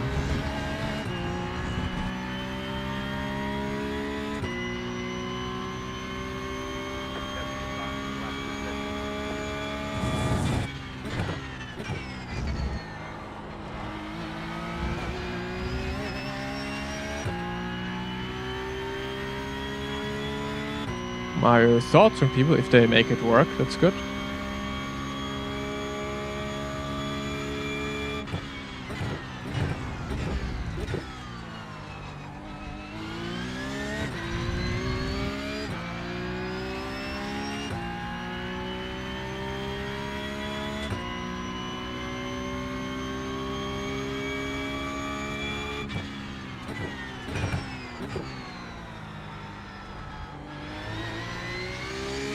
But yeah, this is a nice example for people to see. Like, there's me preparing maybe an hour or so to do these races. I've had one previous race to do some prep, and this is literally the difference of someone grinding it since months, preparing for esports competition. How fast you have to be compared to driving your normal daily races. Because that's what people always said, like, yeah, Moritz, if you do, like, when I did Porsche Cup and I won all these races in the daily races a couple months ago, everyone was always saying, yeah, you're gonna be winning PESC as well. And I'm just telling them, no, it's a different world of doing daily races and going into an esports competition. And you can see this world of difference right now in this race. There's me with this pace, probably winning most, if not all, daily races. And then there's Jerome preparing for like esports world championship on iRacing. This is the difference of daily racing compared to actually going for esports.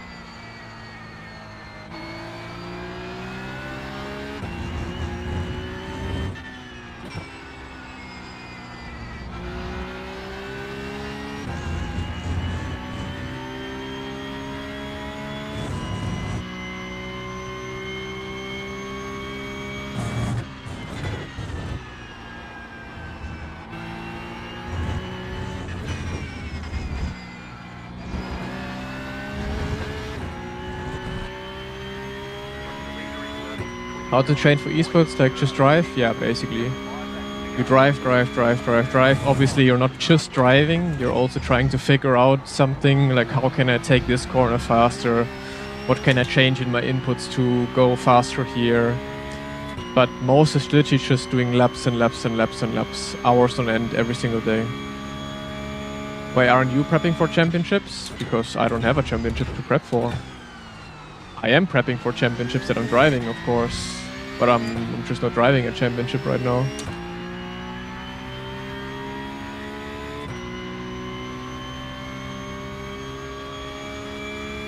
Wie gut wäre Larry Tenforde? Wahrscheinlich eher sehr schlecht, wenn er einfach so reinspringen würde.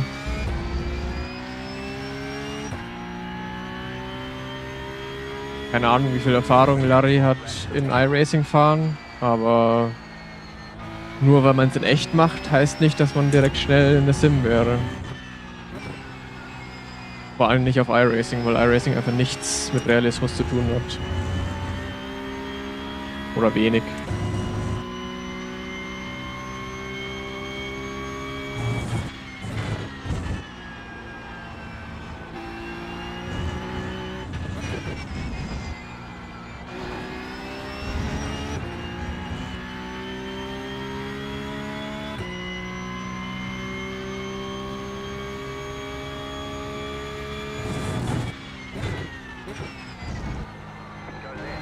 This guy just crashed a pit exit or what?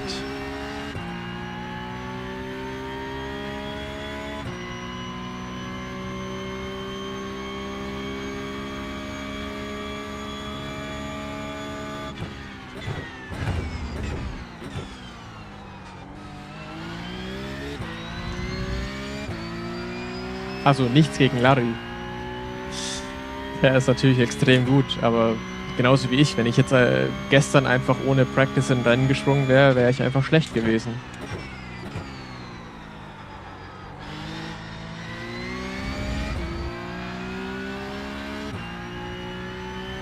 Gibt es ein Setup? Nein, gibt's nicht.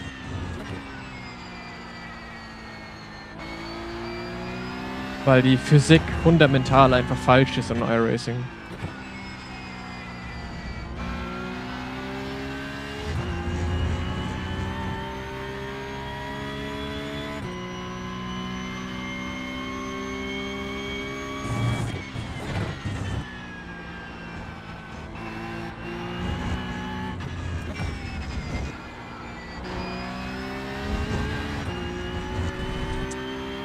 I'll have the chance to drive a Cayman GT4 car on the Nürburgring GP soon for 30 minutes, and this is how the best approach. Have some resume track days and racing GT course.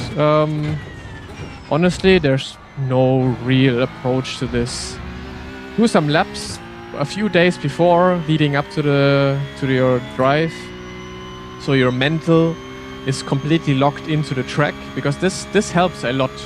Like, you don't even need to drive the same car, or you don't even have to drive the exact same conditions and everything.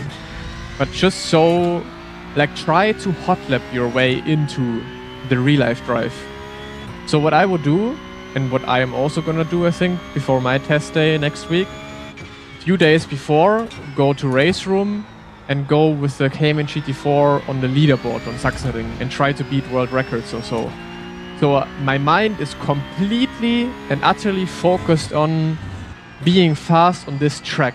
So my mental and my muscle memory exactly knows when to turn right, when to turn left, when to brake, when to accelerate already for this track. And this will prepare you massively for the real life drive. Even though in real life you still have to brake at different spots, you still obviously have to maybe steer a little bit different, because that's just how it is, different physics. But just so your mental is completely in it and your muscle memory is there as well, that will help you a shit ton.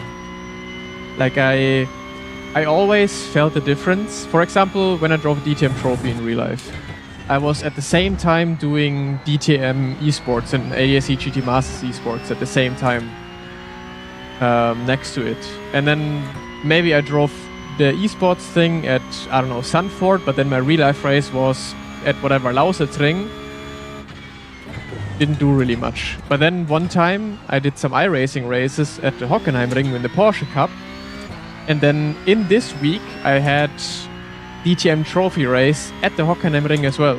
And because my mind from driving multiple races every single day on iRacing on Hockenheimring was so focused and so in it on Hockenheimring, on driving there, I had a totally different experience of driving the real thing, because you're just so in it. And this is where sim racing, I feel like, can make a big difference or can really help you, is just preparing your mental for it and just being completely focused for this one thing.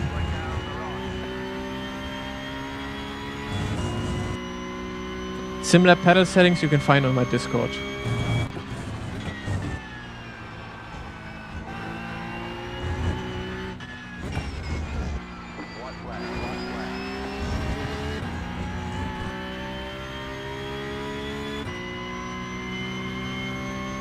Different physics? Actual physics, you mean? Yep.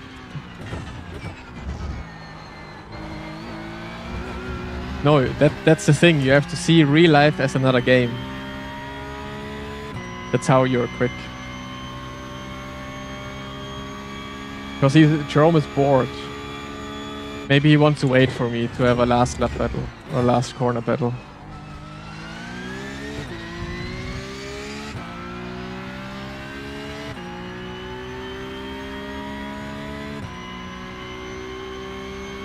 The reason you switched from low to high force feedback? Yeah, on iRacing, for whatever reason on iRacing it's just faster or better to be with a high force feedback, because if you just oversteer by 1 degree, you're slow and you're destroying the tires. So you need to be perfectly within the limits of what the tire can handle, and you can just get there much better with a high force feedback.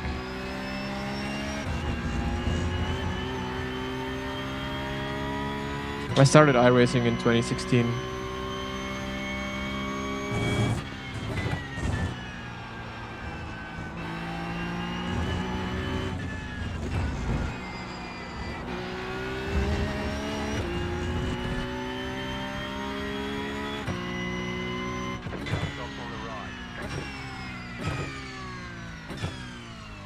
Alright, there's checkered flag.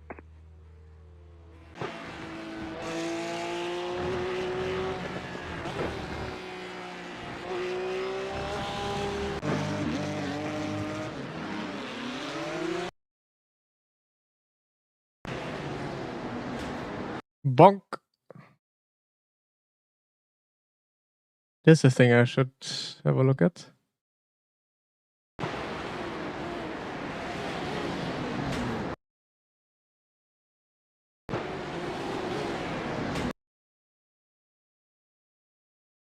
That guy scared. Which guy?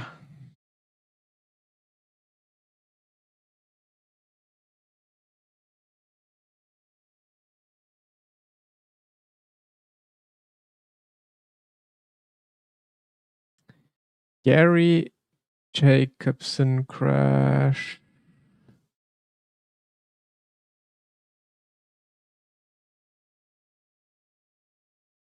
It's not on my replay. Yep. Ah, at the very end. I thought you were just waiting or chilling. Let's see. Was it the last lap? Or the previous lap where the guy spun? Yeah, it was when the guy spun.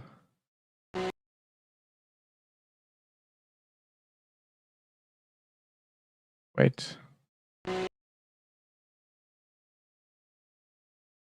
Ah, no, it was here.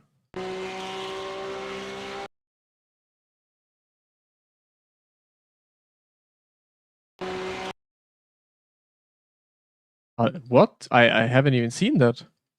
Like, you were so far in front, I didn't even know there was a car.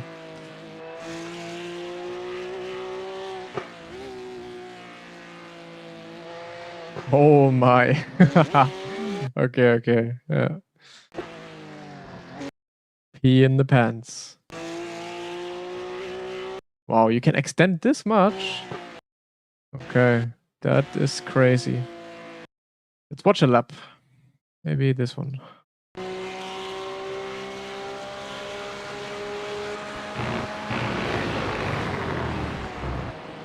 Very safe in running into him, yeah.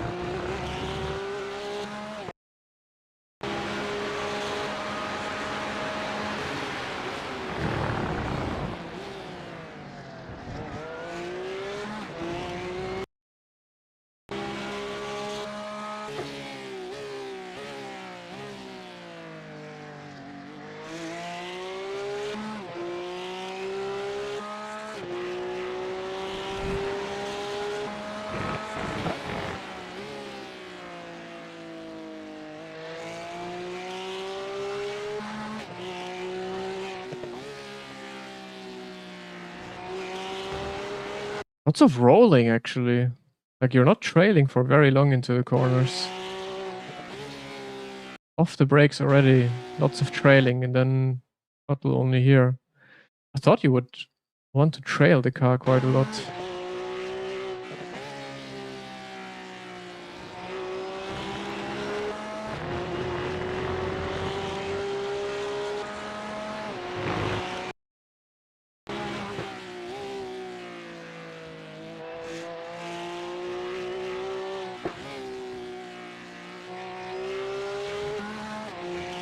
Okay.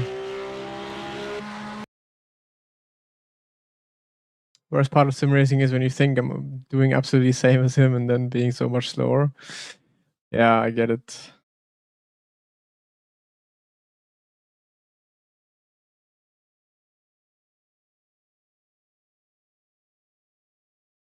But yeah, Nico, to answer your question, it's just usually it's just more driving and trying to learn things. Like right now, this is exactly what you have to do.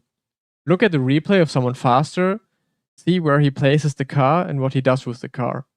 And because I also felt stuck now with the pace I was doing, like, okay, I'm doing the pace I can.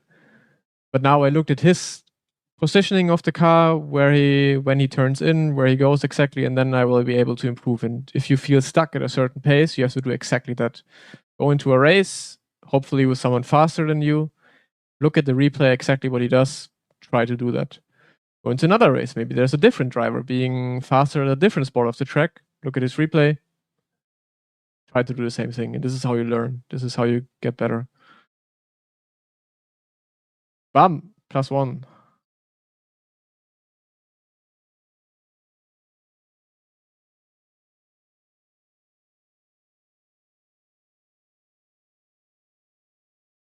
No, for me, telemetry doesn't. I don't like doing too much telemetry. Obviously, you have to do telemetry at least once when you prepare for like big competitions to really look into it. But for me, most of the things that I improve on and see is through replays.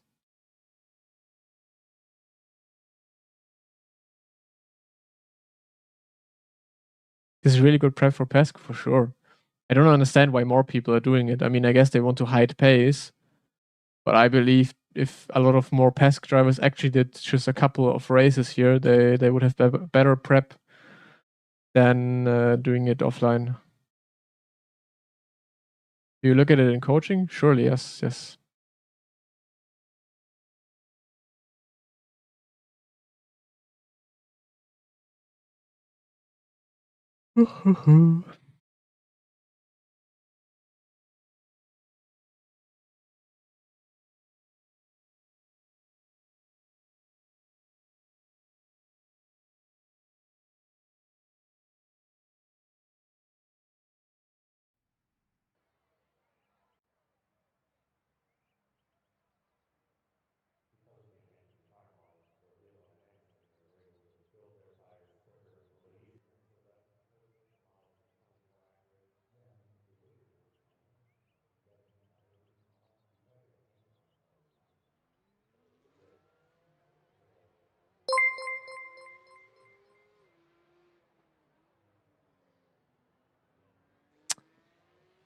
Lekiam, vielen Dank für den Raid.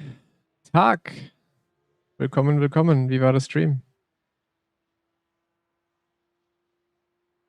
Do you guarantee making people faster that have less iRating than you in coaching? I would say so. Everyone that I coached so far immediately, even one day afterwards, sent me a message. They massively improved. So approved.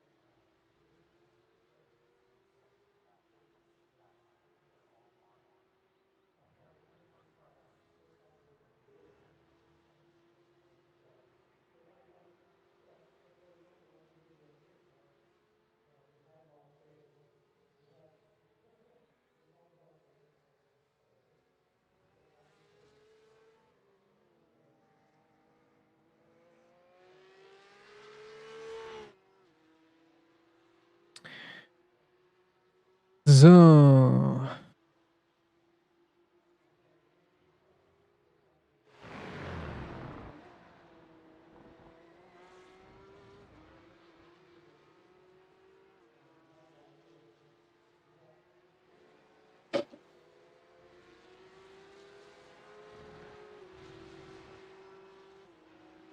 Because technique isn't an issue for you. Well, it is like it's everything. Definitely, technique is a big issue of mine still. Like Jerome for sure was driving with a completely different technique, and oftentimes you don't need to have exactly the same technique, but there's definitely always something to improve. So it's a mixture of everything: technique, driving style, which basically is kind of the technique, lines, and all of these things. They all play a part.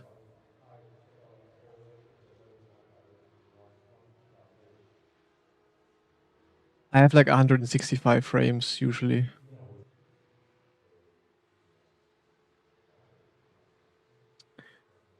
Nee, Lekiam, du musst sagen, wenn du Jeromes Zeiten siehst, nicht meine.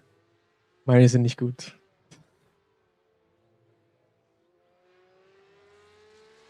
So.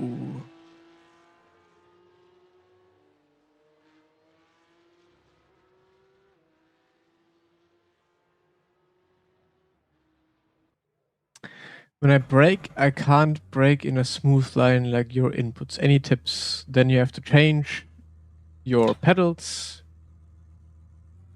make them a bit more comfortable so you eventually end up with the lines you want to end up with. Like the smoothness of the lines is all just adjustment of making the pedal basically suit your seating position, your also strength in the leg and all of that. So that's very important.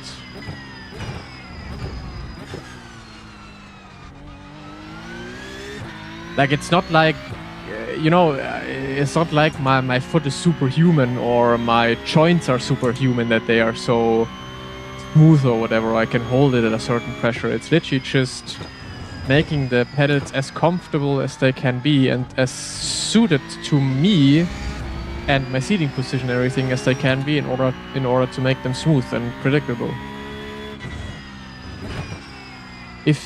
If your braking is very like this, or you go up and down, then it usually means that maybe they're too soft, maybe they're too hard, maybe you don't have enough travel, maybe you have too much travel. There's no right or wrong. You just have to find what suits you.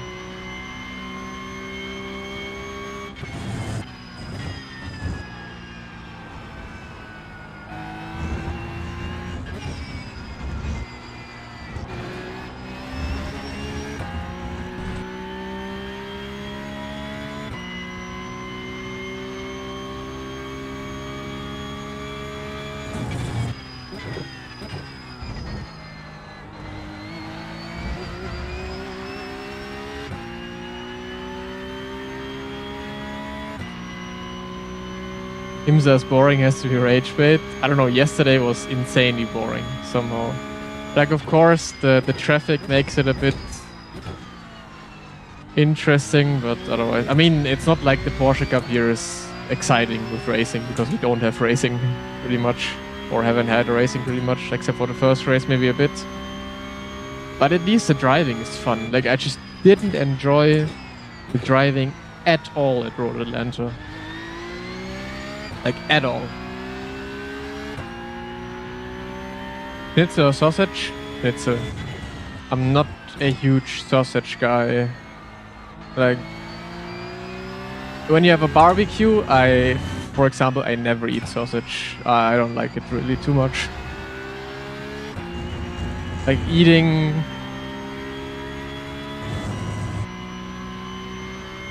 maybe eating like a currywurst or eating a bratwurst for me is literally a last resort. I'm not a huge fan of those.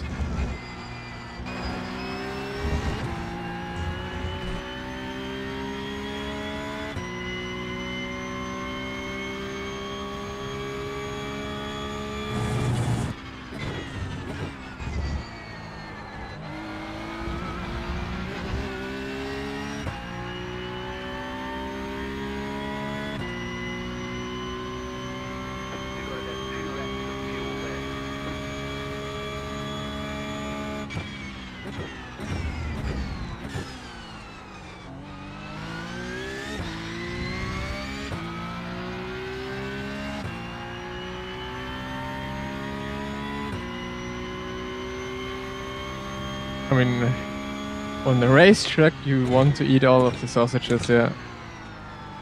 That's a different story.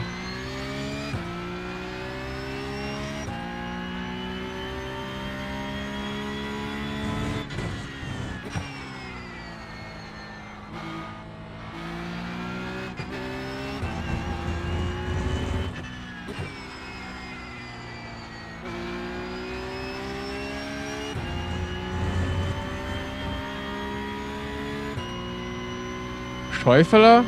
I had a Schäuferler on, what was it, Sunday? Yeah, Sunday I had a Schäuferler with close. That's Giga.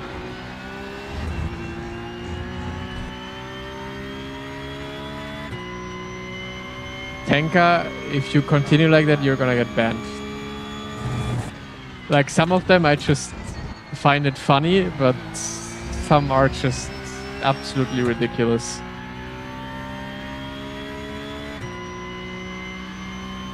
Gather that one lap of fuel base.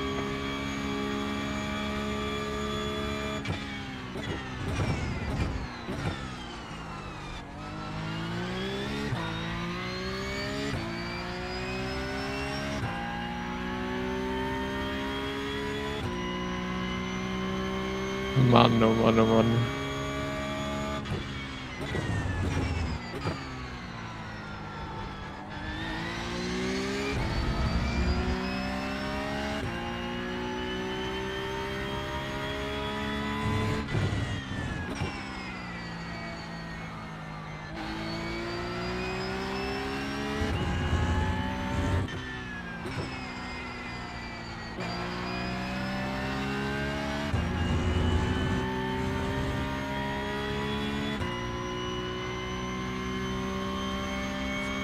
Guys are fucking nuts, man.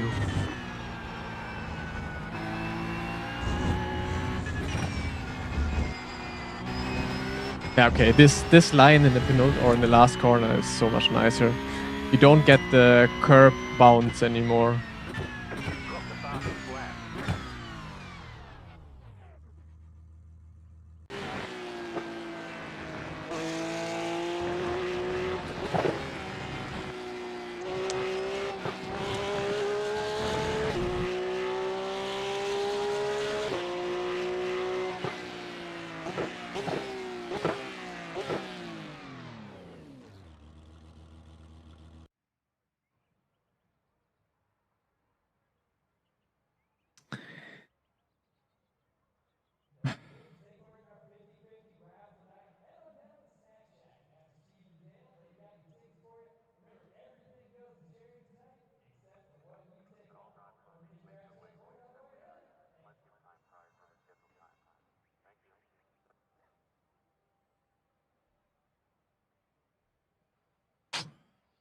I'm honestly thinking about doing some hill climb.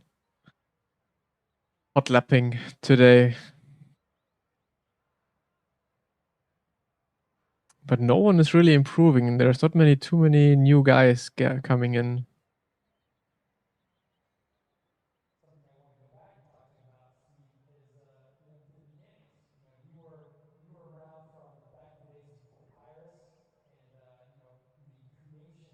The corner I'm struggling most is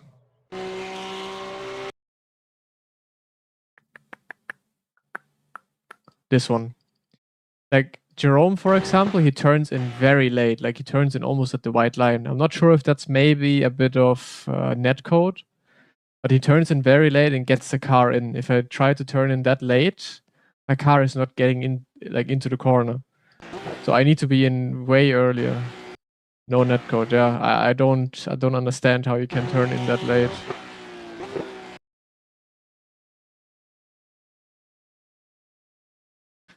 The corners that go left and the corners that go right. Oh, that's crazy.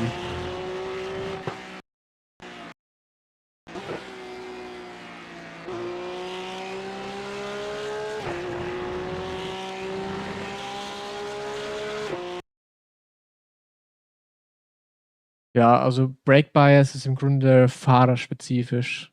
Das heißt, wenn das Go-Setup minus 0,5 hat, dann heißt es einfach, dass der Fahrer, der das Setup gemacht hat, einfach 0,5 präferiert. Heißt nicht, dass es schneller ist, heißt nicht, dass es langsamer ist. Du persönlich, also ich persönlich mag zum Beispiel 1,5 besser.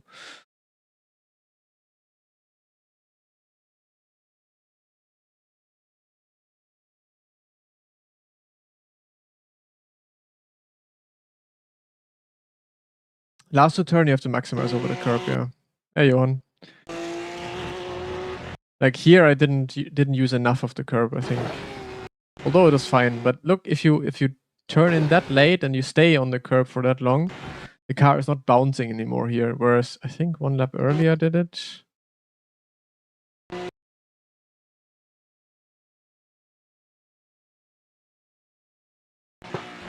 Yeah, look, Here I went to the right way earlier, and then the car just jumps one time really big.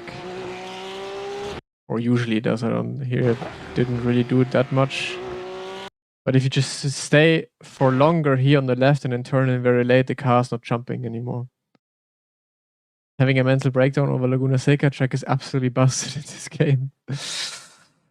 You're going for IMSA esports then. Yeah, I don't know.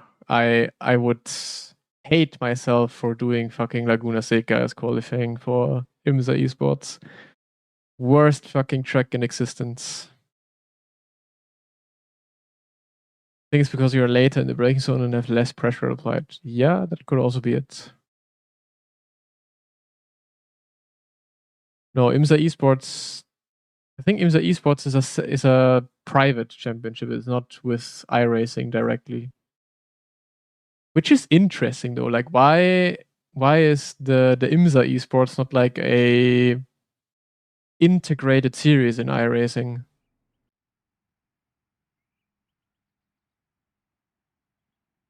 Why are people so attracted to it? Cash. There's prize money involved. Just very little prize money though, but at least something.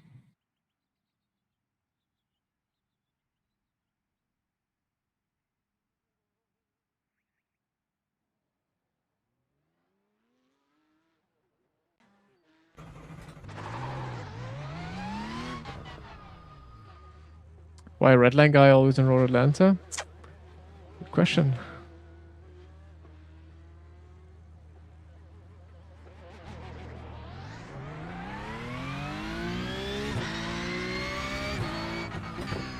They could show the world how bad of a job they have done. I guess.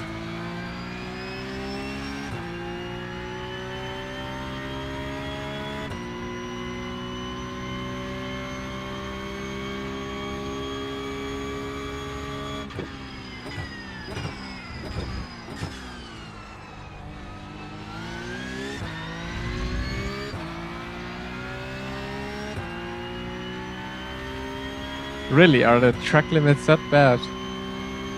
Mann, oh Mann, oh Mann.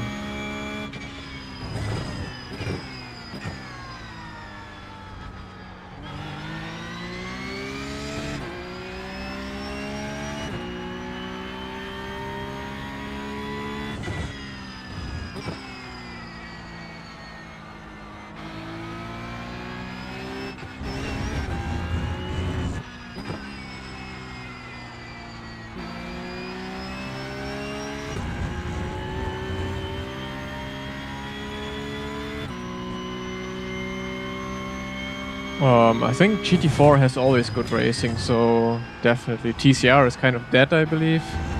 But GT4 you always have good racing.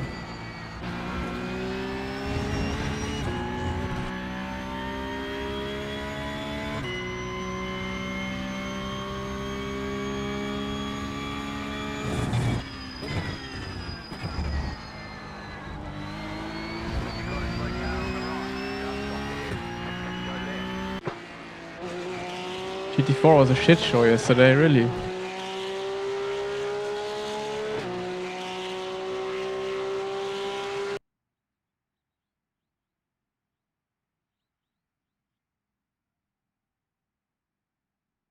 Yeah, I also feel like multi-class with GT3 and TCR sounds a lot more tame than GTP and GT3.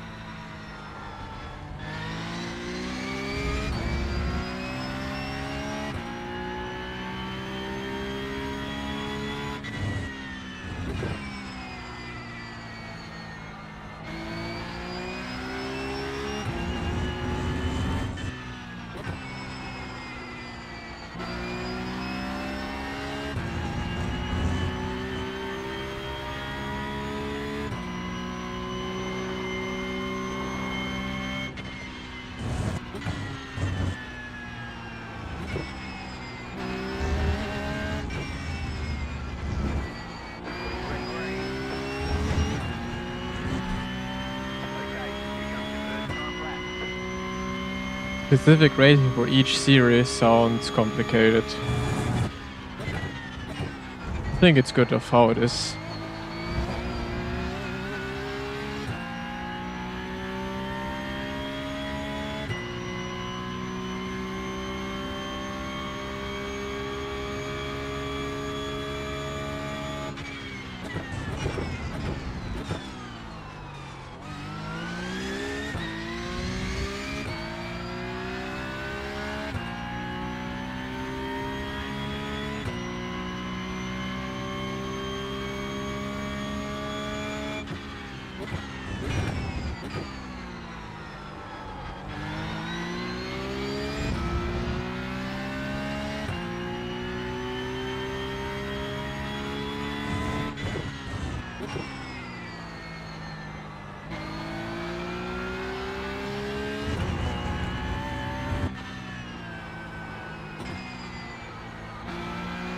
Okay, trying the Jerome line in quali is maybe not that great.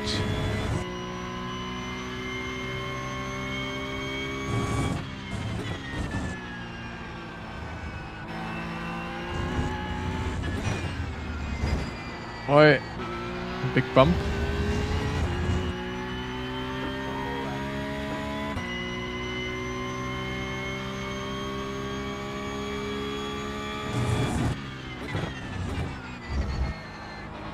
You've got about 2 laps of fuel.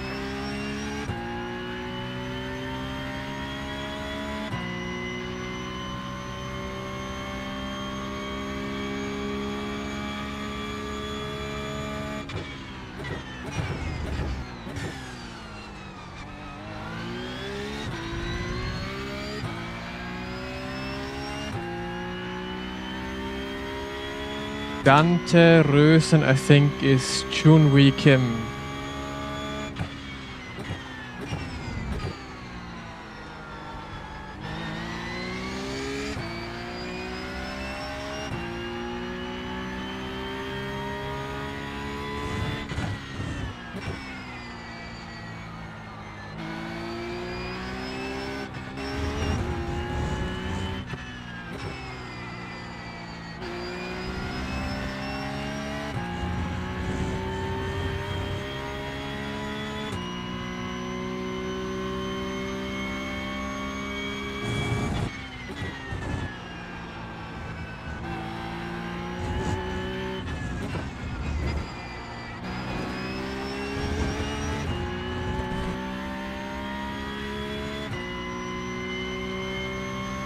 There's the flag. It's over. That's a pretty good lap by him.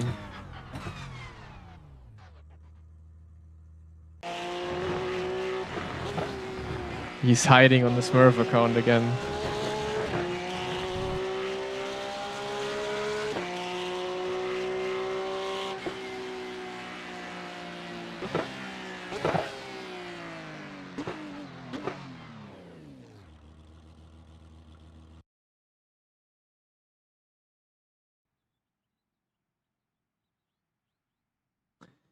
I brake more, you guys say? Let's have a look.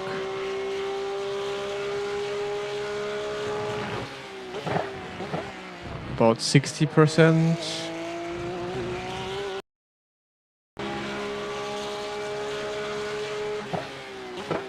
70%. 70% as well. 50. 30. 60. Braking the same as I did before, I would say.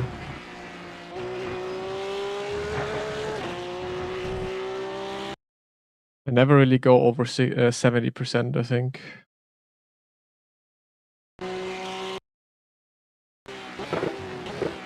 Yeah, 70% is the maximum I brake.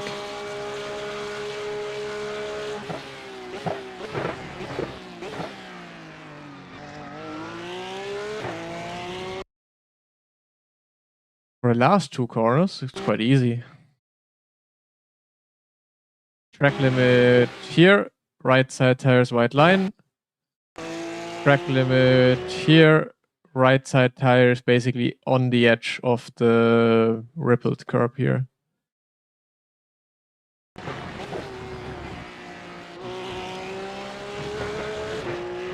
And off track is also here as soon as your right side tires are almost dropping off the edge of the rippled curb.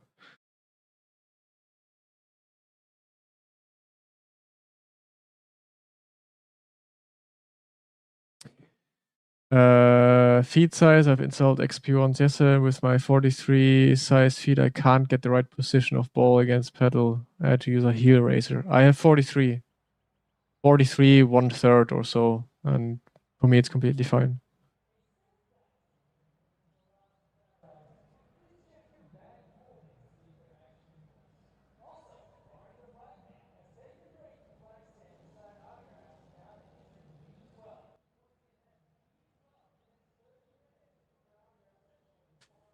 Best way to contact me, Discord, Instagram. Yeah, those two ways are basically the best. Socks gang. I mean, even with socks, I think I wouldn't have any issues really. But just shoes in general make it a lot more comfortable for me. Also, like of course, my feet are a bit higher because of the heel cushioning of the shoes. But yeah, I don't know. Shoes for me are just more comfortable.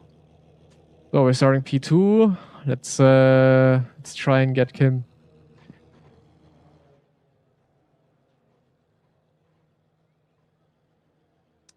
He looks to be rapid as well though.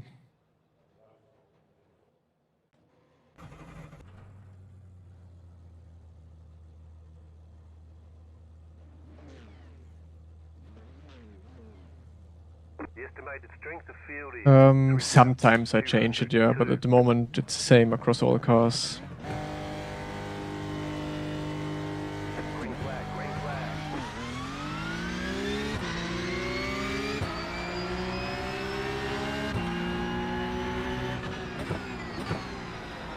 Car on your left. Clear. The next car, the leader.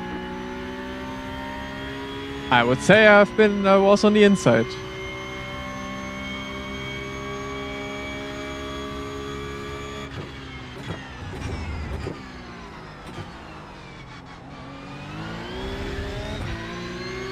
In LAN events, people sometimes take off their shoes and drive with socks. I mean, yeah, if you drive at home with socks the whole time, then you also drive with socks at a LAN event. Keep to the left. Still there, hold the line. Keep to the left. Clear. Behind.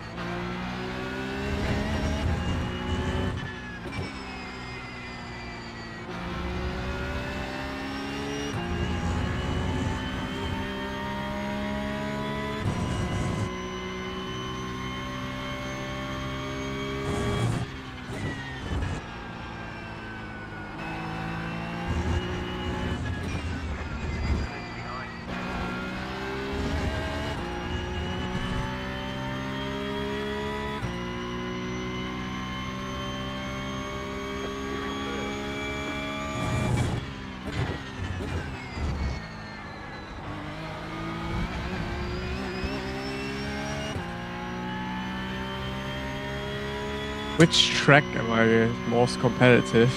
Ooh.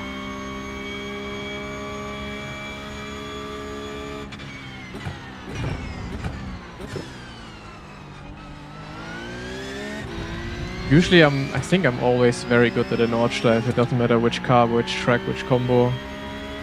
It's a very good track of mine.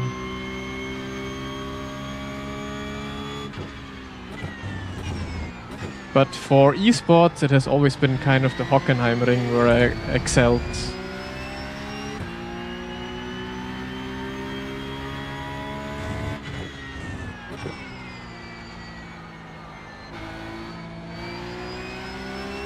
Well, not in DTM esports final this year though. There it was in Nürburgring.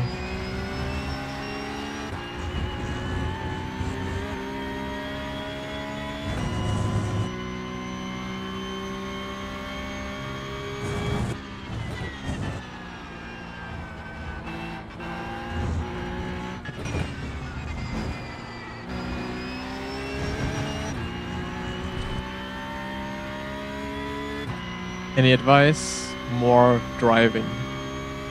More hours on the track. But the most important thing is you just have to enjoy the track. That's the bad part about it. And the death spiral comes if you don't like a track, then you're slow, then you like the track even less, and then you just never improve. Because you never have the enjoyment of actually grinding a track.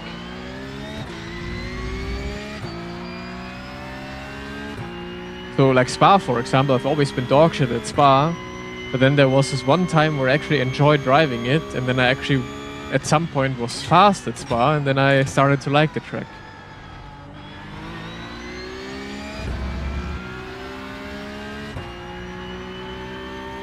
Most hated pit exit. Oschersleben, maybe? That's a really bad pit exit.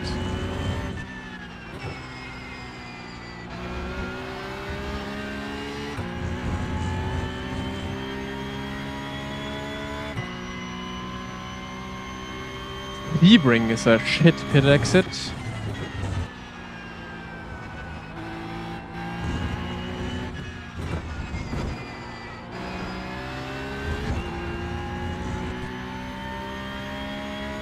Adelaide is also one of the worst pit exits.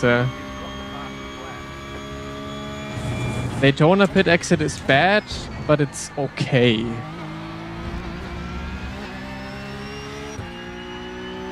Yeah, Long Beach pit exit is also trash. There's many that are not good.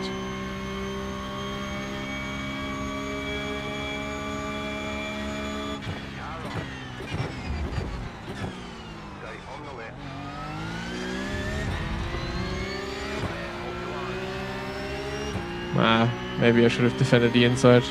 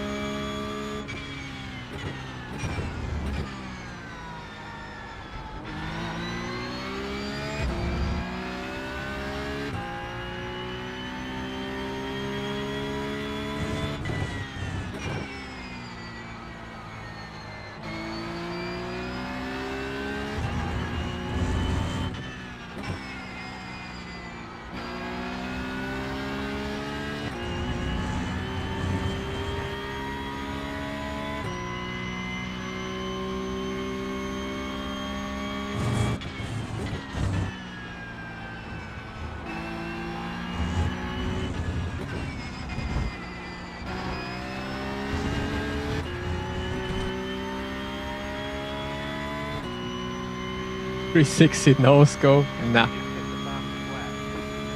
I would wanna keep it clean.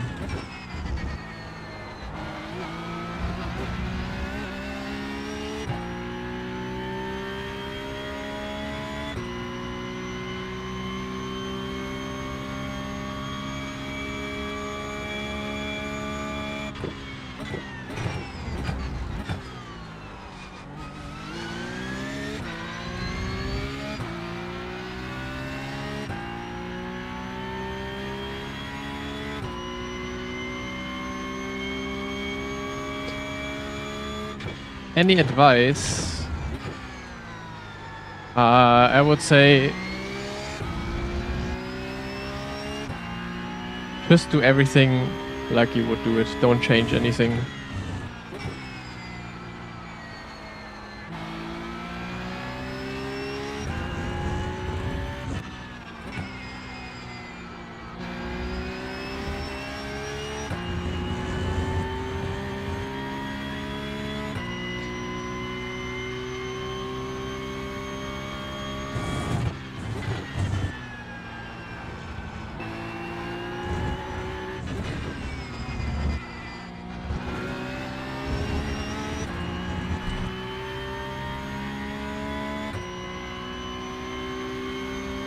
You've got the bar flat.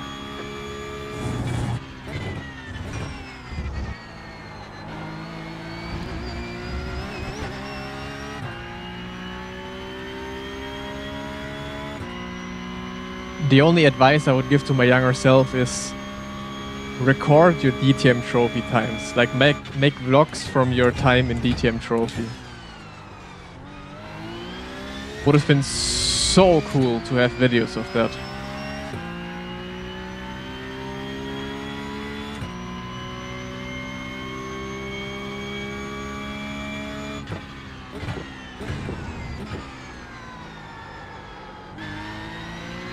But that was also the beauty of it, of just enjoying it, you know?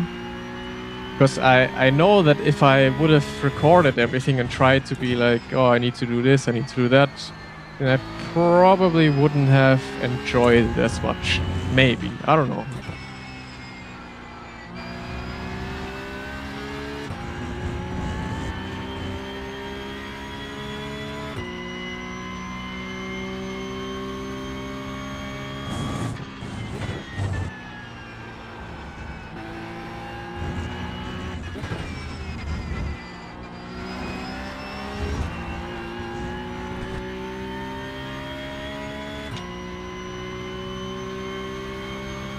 Right, John, here you go.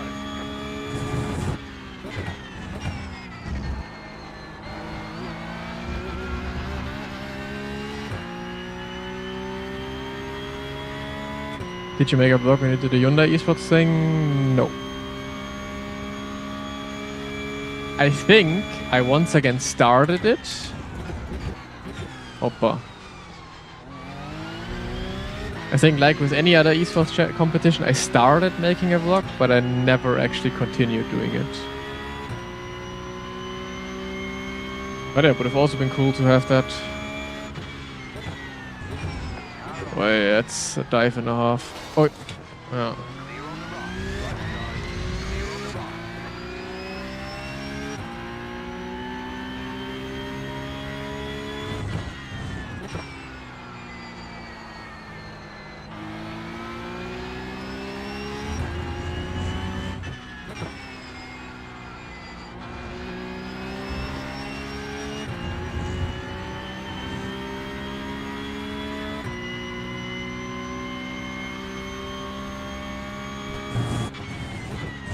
But yeah, I'm a big YouTuber now, so from now on I'll make vlogs from those events. And they will get better with each event.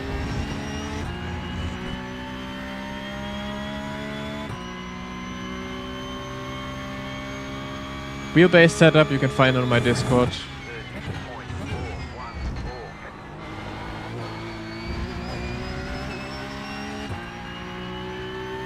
30.414. Vlogging at the Expo I'm not sure, because Expo I'm not doing anything. Like I want to do vlogs where I'm actually like doing an event or so. At the Expo I feel like I'm just there to be there. I mean, we have Rennsport there most likely, but who gives a shit about Rennsport honestly? So that's something I feel like just not worth making a vlog out of, like a Rennsport event that no one really gives a shit about, especially I also don't give a shit about it, so wouldn't be a nice vlog then. But maybe if there's a cool competition at the Sim Expo from Race Room, let's say, then maybe it would be cool to make a vlog. Let's see.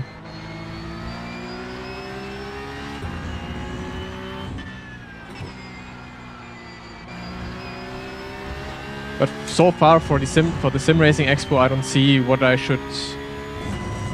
value I can give there, you know?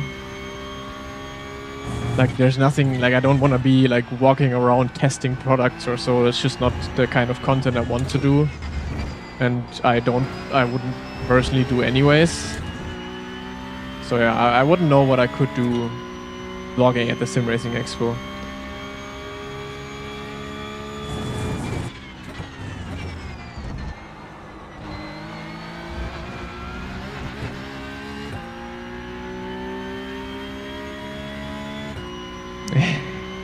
I don't know, there's no use in screaming around about this dive. Just trying to overtake this guy now and then... Let's see.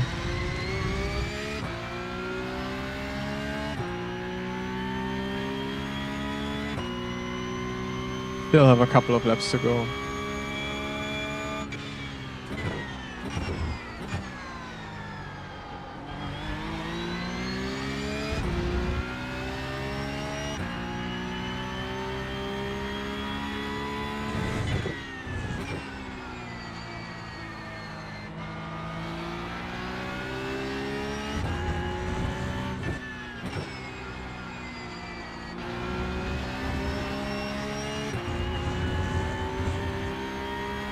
I just hope I can overtake him next lap. It would be nice. Otherwise I'll probably lose too much time. Well, not with these lines.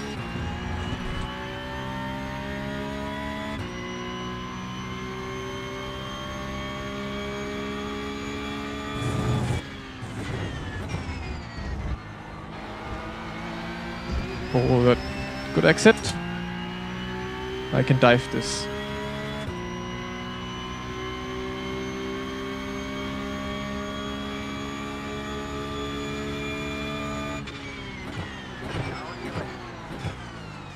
Clear on the left. The next car is later. Car right. Straight on the left. Clear.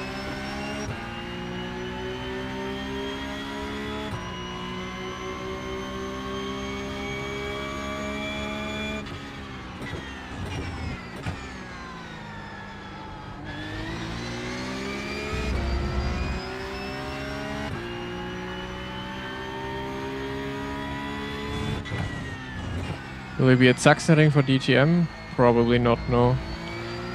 So far, not planned. Unless the team I'm doing the test with wants me to drive, then yeah.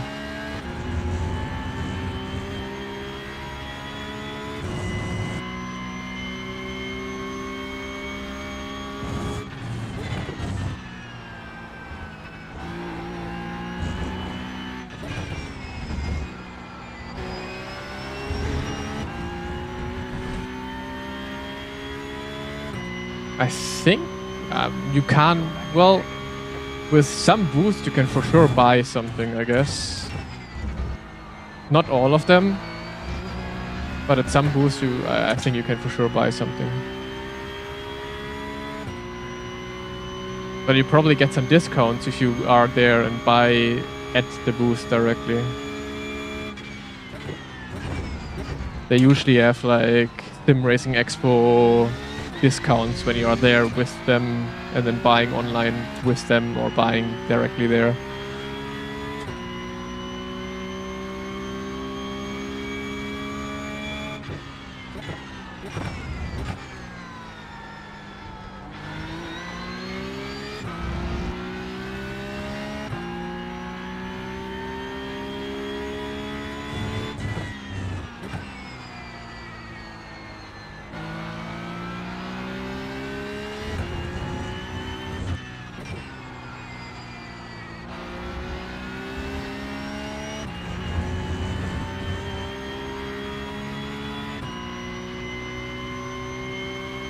Dante is a Smurf, yeah.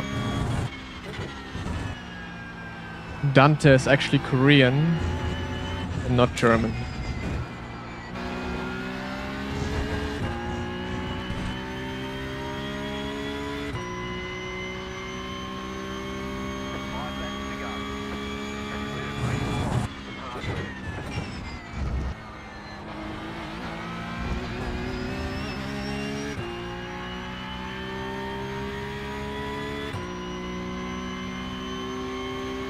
Just like Noah is a Brazilian and not German, exactly.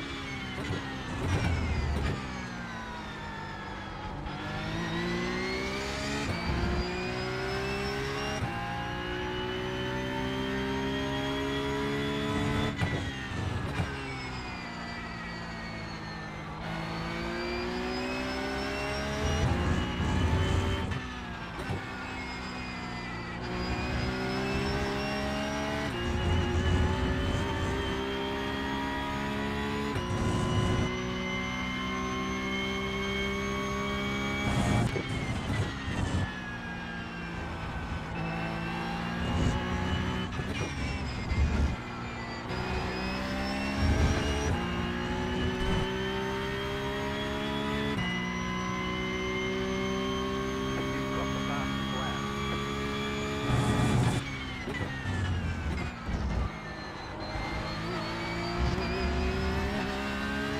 I'm gaining, but I'm not gaining fast enough. No, I keep my brake bias throughout the race.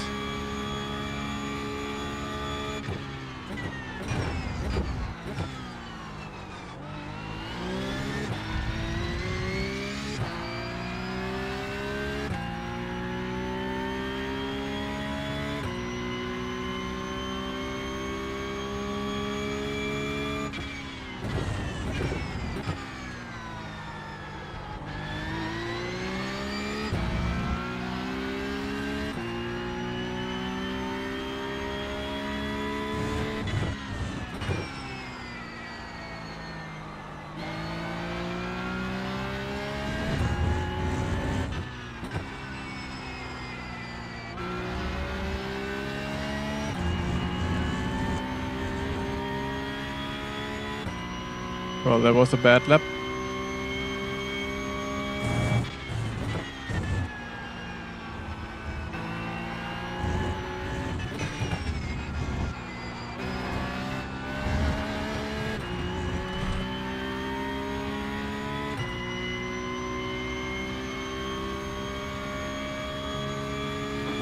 Just 29.89. You got about 5 laps of fuel left.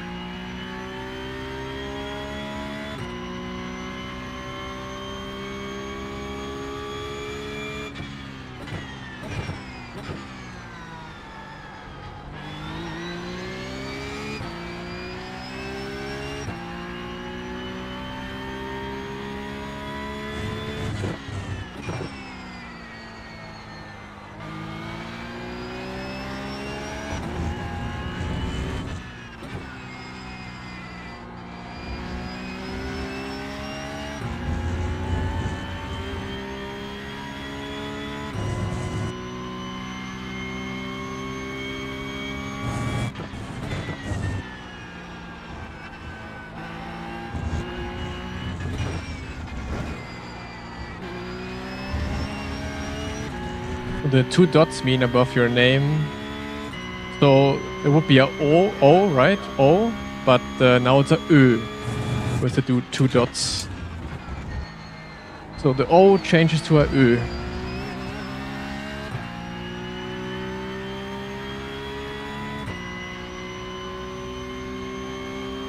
So it's not Lohner, it's Löhner.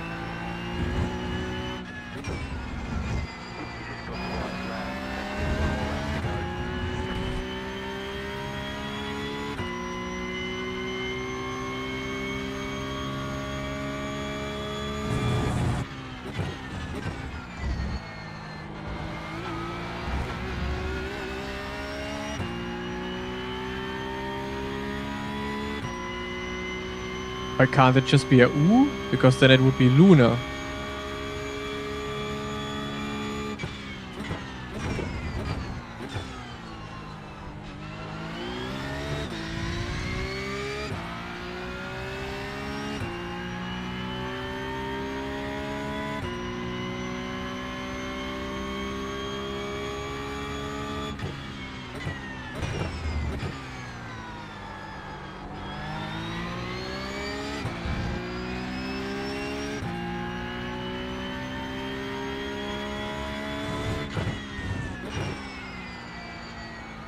Sounds the same? Like Luna and Löna sound the same to you?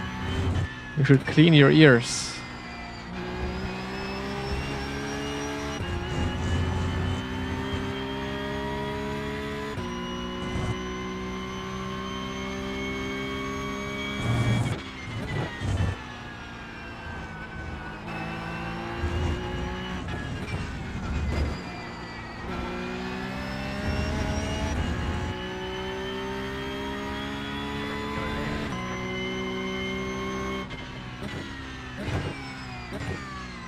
Why don't you do the same lines as the guy ahead? Free will, exactly.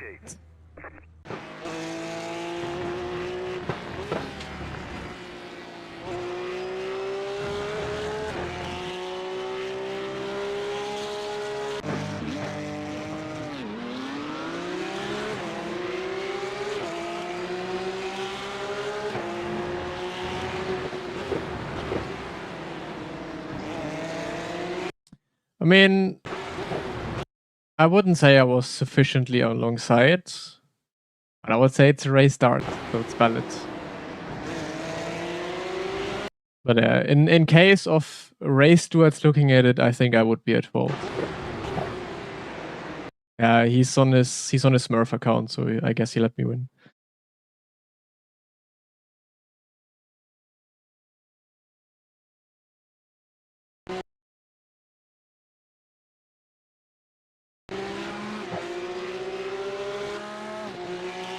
An esports WRC champion beat your time on the hill climb. Ooh.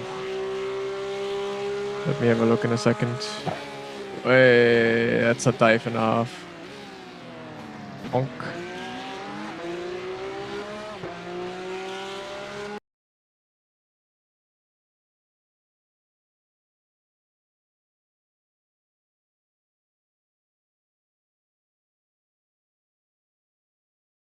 Seven.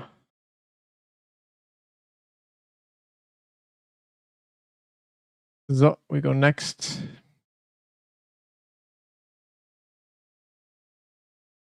Let's have a look real quick.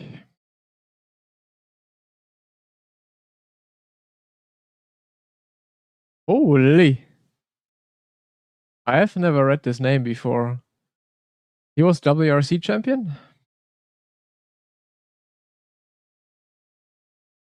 Let's Google.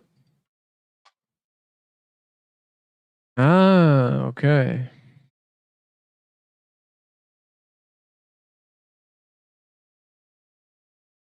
Whoosh. He's doing a lot of things. Ah, he's also driving ERL. Le Mans Ultimate. He's not a rally driver anymore. He's doing lots of Le Mans Ultimate now, I guess. But here, Gran Turismo as well. Man, this guy did everything.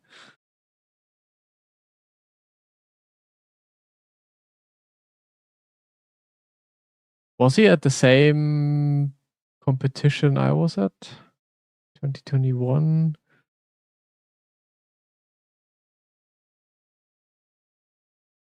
Not bad. Pickup time so far apart. What are you talking about? We literally just finished the race, and the next race is in 18 minutes. That's not far apart, in my opinion.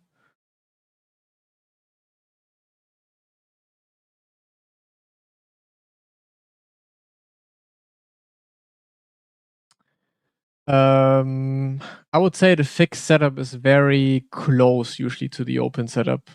Well, not like the open setups that we run now are like that you have to run for esports are quite a bit different. But I would say the fixed setup is quite good. There's only a few things you should change with the fixed setup. I can show you in a second when I'm loaded in. But yeah, he's half a second behind me now, which tells me I might have to give this another go eventually at some point. He has quite the travel to do though when he qualifies.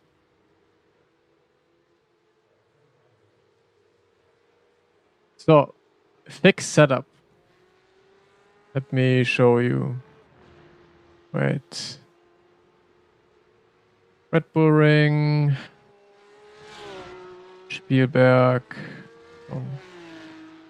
We turn off this. So, this is the fixed setup, right? When you want to go for the open setup races, basically the only thing you have to do and should do is put the toe down to 0. And then usually look for the wing setting. Like for each and every check, you have to find out the wing setting if you want to drive high or low wing. But this toe in, put it to the minimum, and then you have to find out the wing angle, and then you're set. You basically don't need to do more in the setup.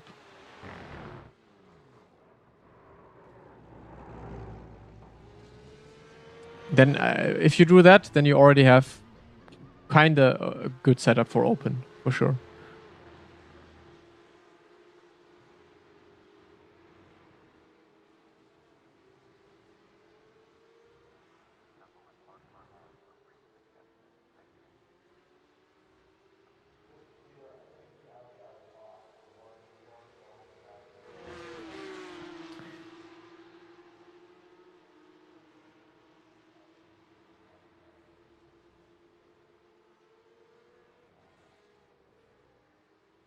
Toe to 0 and the wing.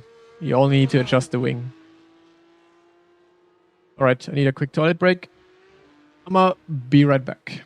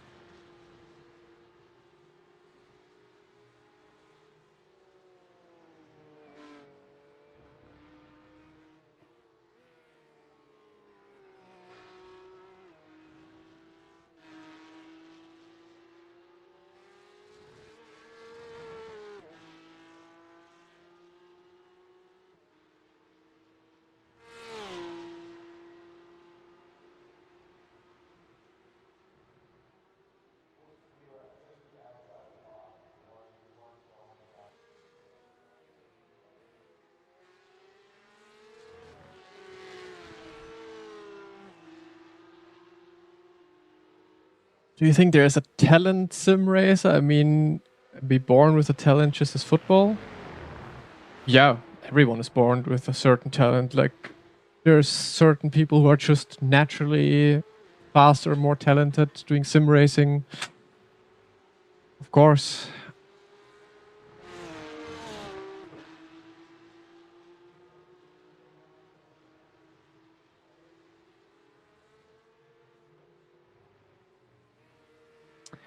All right, Marsha, thanks for stopping by and have fun at work. Can you explain what rake does? Basically, in a nutshell, gives you more rotation. The more rake you have, the more rotation you kind of get. Because the more rake means your rear goes up and your nose comes down in relation, and that means your rear is lighter and is easier to move around. And like that just gives you more rotation in and out of corners.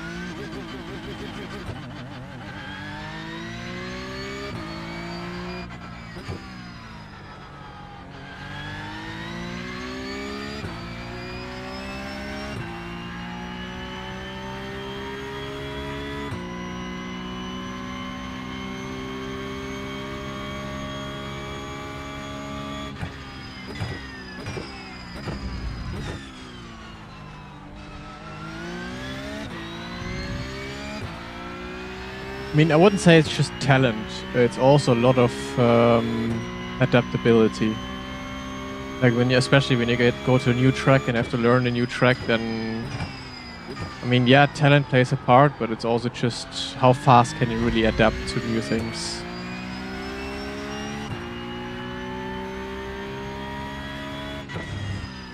Yeah, the curbs are killers. That's just a problem, and the tarmac on this track is very smooth. That's why it feels very smooth in general. But of course, if you have curbs this high, then you have a big contrast between a smooth racing circuit and curbs that are literally high as a building.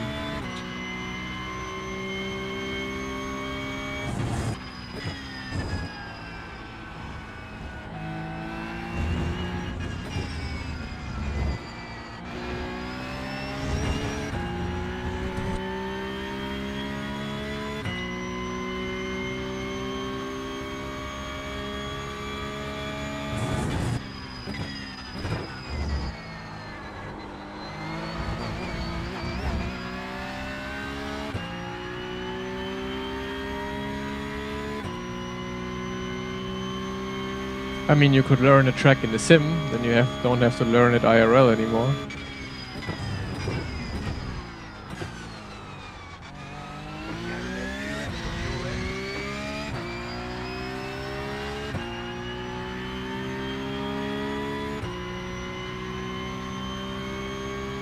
I mean, that's the thing. Like, some people just also have that vision of like knowing, okay, this is this corner, and I can maybe try exactly this input, this approach in order to make the corner faster. Like Max, for example, Max Benecke has, I don't know, he sees things. I and the other teammates we were with so far in Maust, we just don't see that.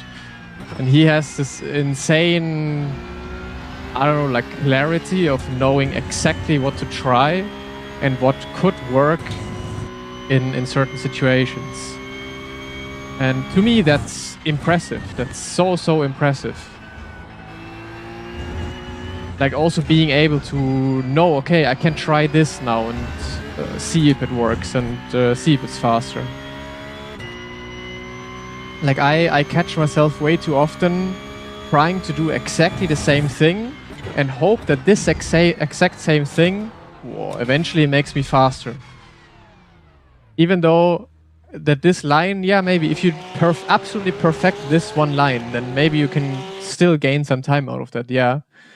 But if you would just use a different approach, different inputs, a different line slightly, you would be much faster with it. And some people immediately see that and immediately know that, maybe from experience, maybe just because they just see something different, you know? And that's always so fascinating to me. Same with talent, like what's actually different in their brain that makes them being able to see that much easier what to adjust, what to do different. Autism. Yeah. True.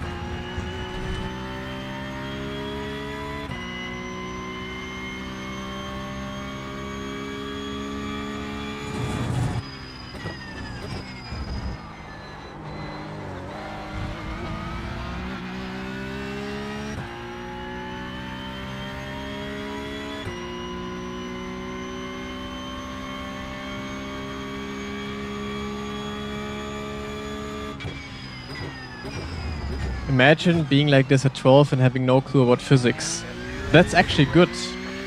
Because what also holds you back is like, in the back of your mind, okay, like knowing, wait, physics should generally be like this, so this should generally be impossible. Whereas you can still make it possible, even though it sounds impossible, there's still a way to make it possible. And a lot of the times you're just not trying things because you're like, nah, this can't be, like, there's just no chance. Or you're not even thinking about it in the first place. Because you just know something didn't work back then, or you know something just can't be true, but you would never know until you try.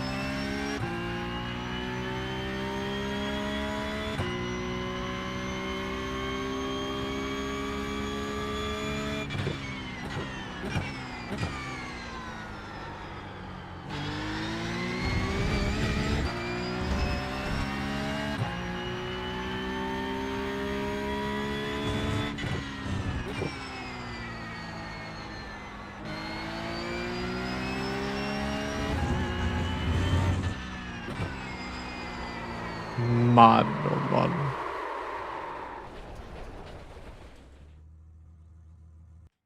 Track limits are lenient? Not really, no. They're like in real life, they are much more lenient than this. iRacing is quite strict compared to real life around the Red Bull Ring.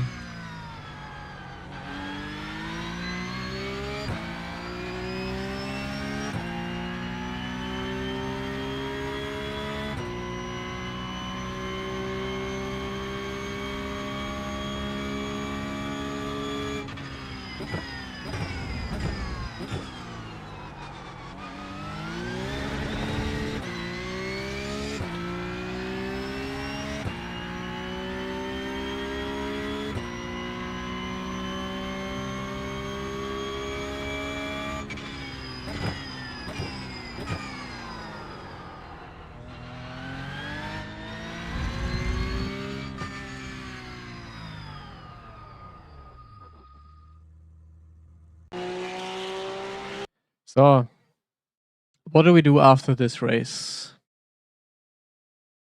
I think I'm done with racing the Porsche Cup, but I do kind of want to try the hill climb again. Should I do the hill climb on stream or off stream?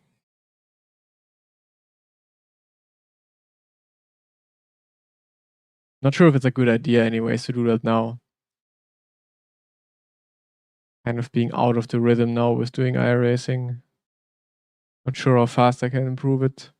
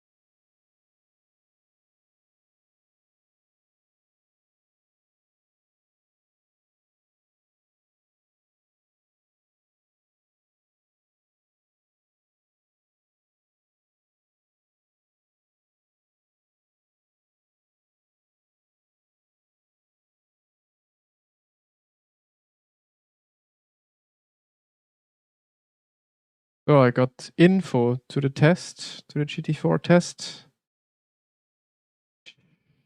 Schedules and everything.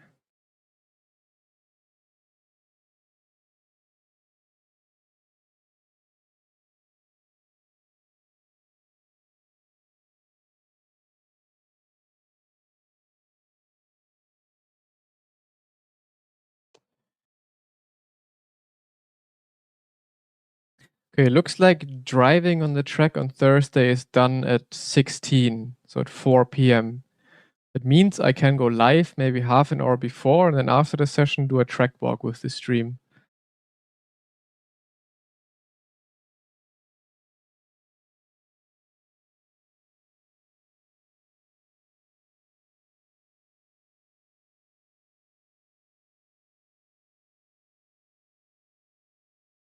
Yeah, well, let's see.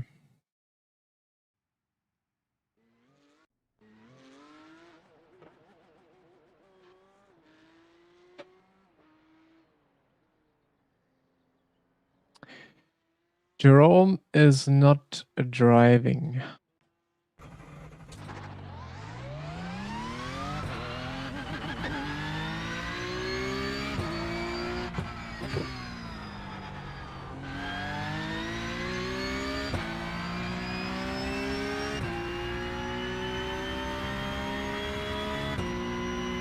Or I think I might actually do this race and then go for a run outside.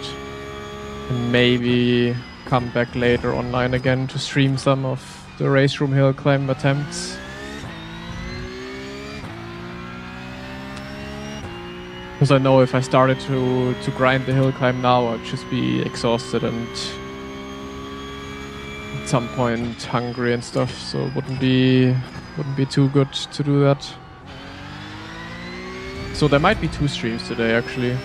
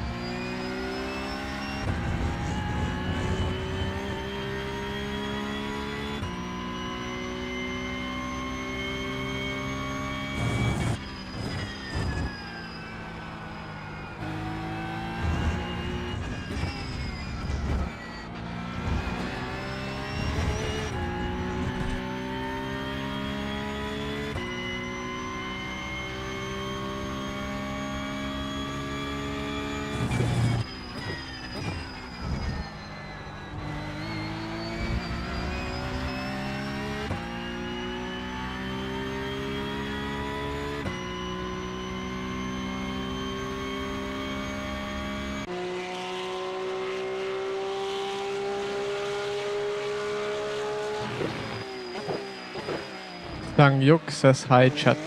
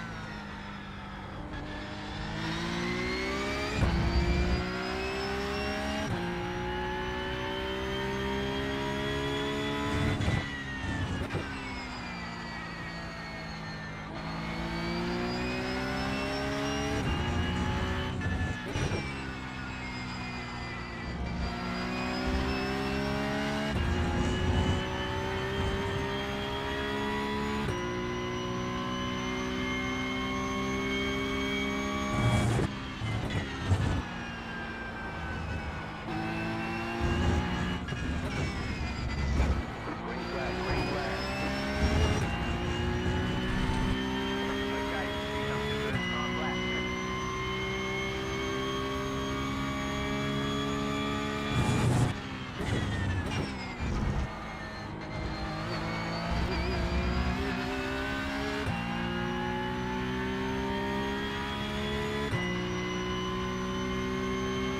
You've got about 2 laps of fuel.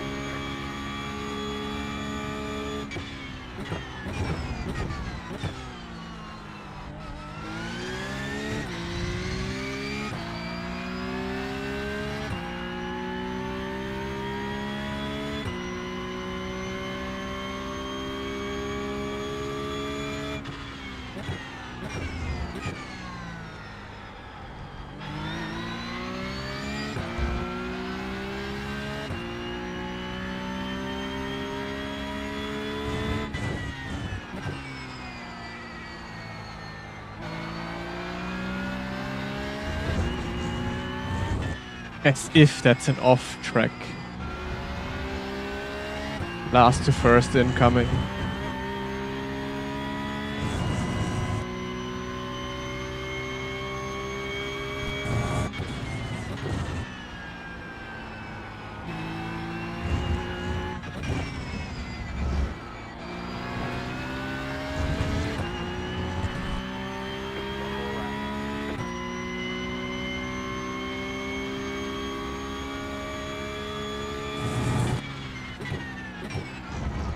Uh-oh, last to first incoming.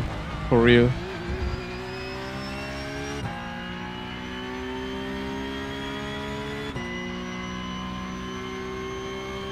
have about 1 lap of fuel left.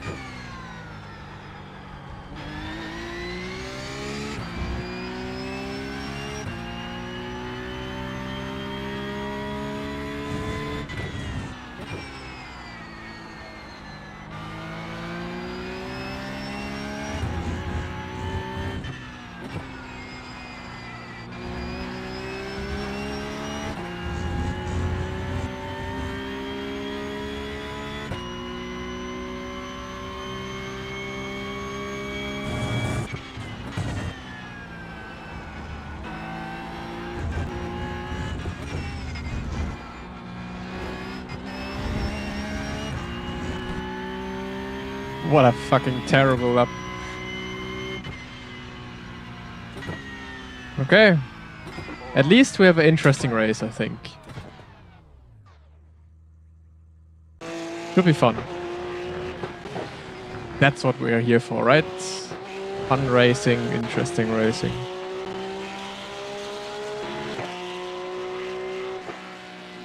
Hopefully no deaths.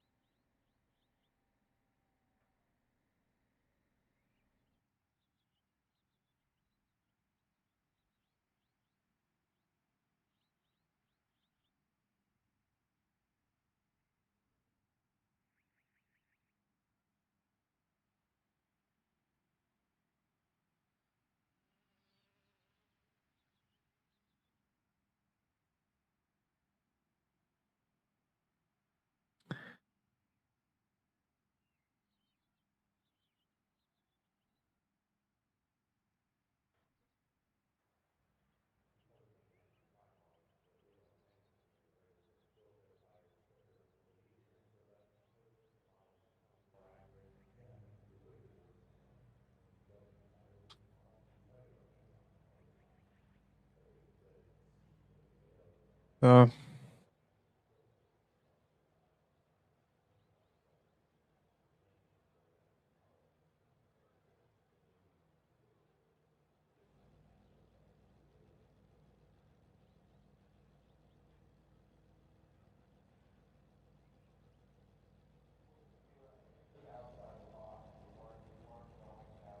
nah, you definitely want to drive lower wing. 13 is too high.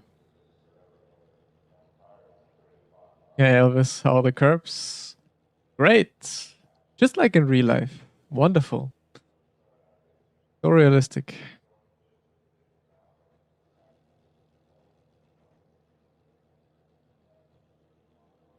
Warum nicht Erster? Hatte keinen Bock auf Erster.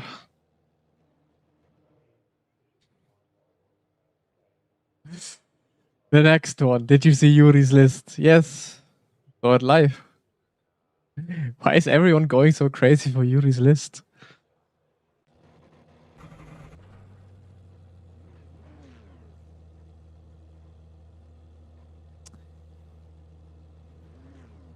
Yeah, the esports team pays for the travel, for example, to events, but not for all content.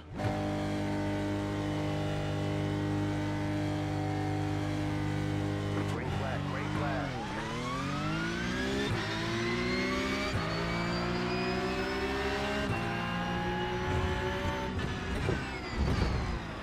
Car right. Clear on the right. Behind. Right side. Keep to the left.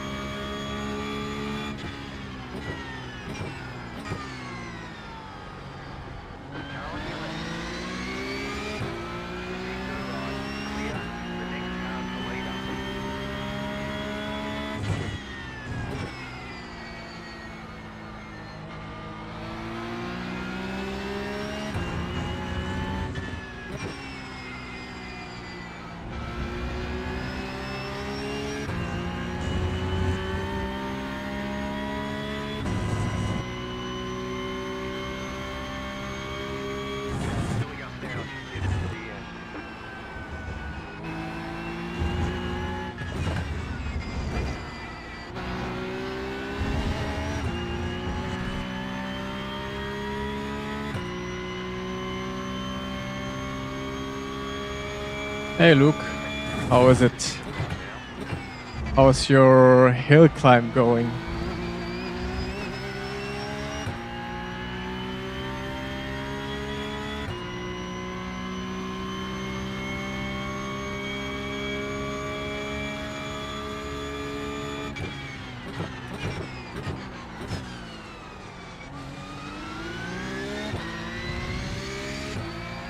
Nah, some corners, some tracks, some cars you definitely need to coast a bit. So you don't always necessarily have to do something with your pedal. Sometimes coasting is fine.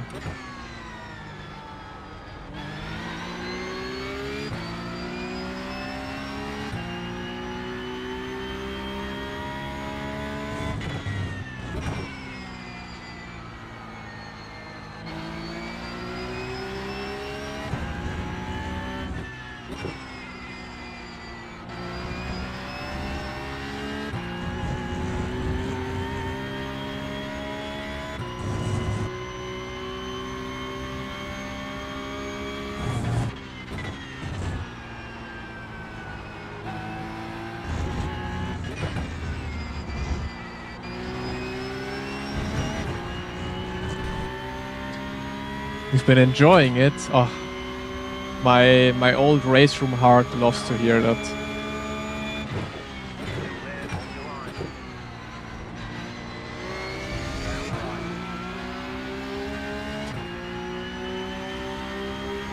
LMU is not floating a boat right now.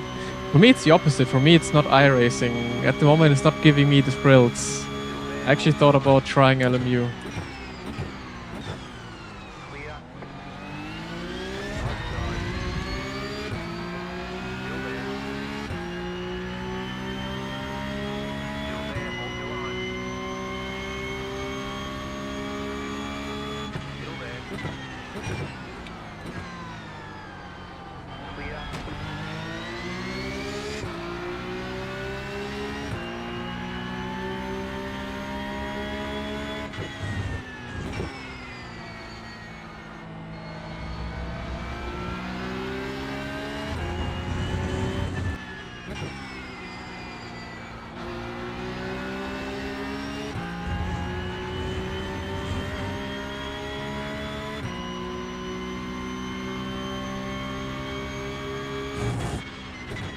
Yeah, then maybe the both of us have to try and populate the online servers, the ranked on Race Room.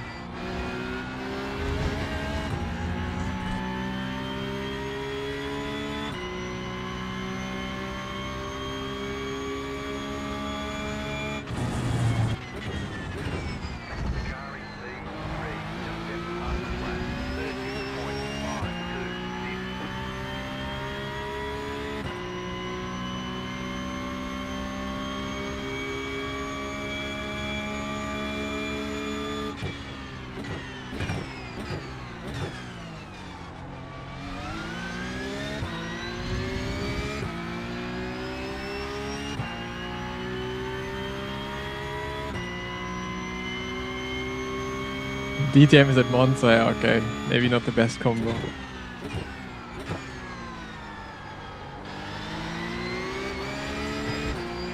Hoppa, rear tires love that.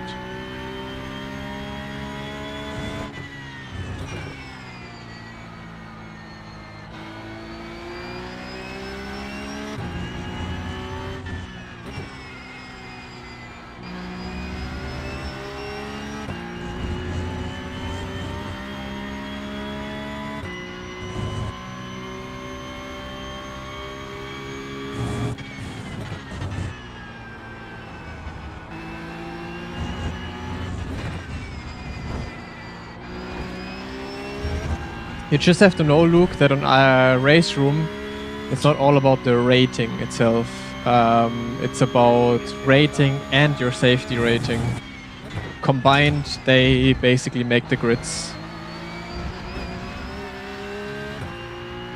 And you can see your actual ranking score on a third-party website where you would rank up in a leaderboard. Can maybe show you that afterwards.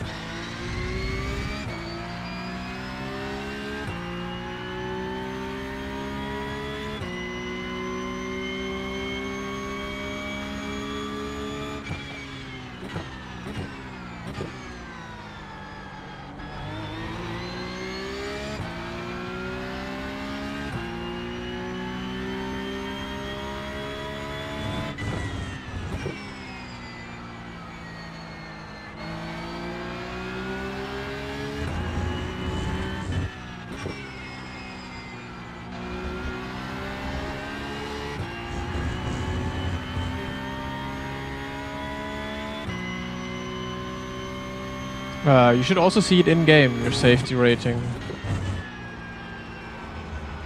It's usually right next to the skill rating.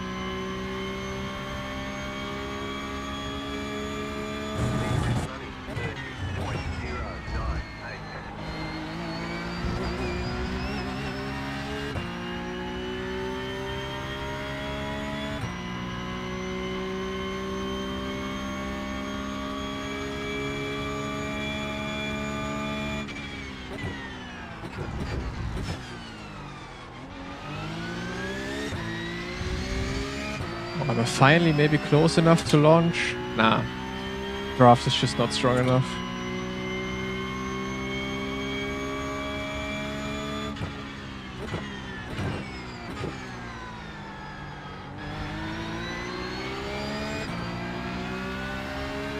Yeah, reputation is your safety rating.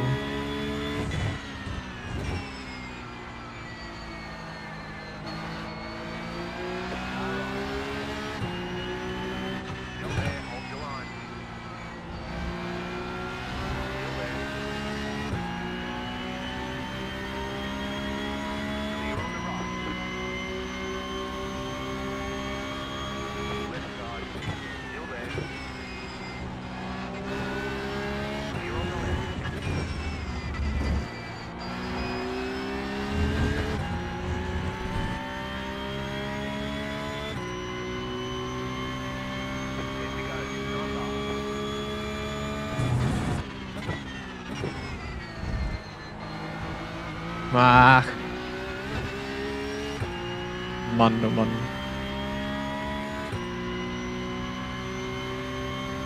I mean, 100% or 100 reputation is the highest you can go to. That means you're the cleanest driver of them all.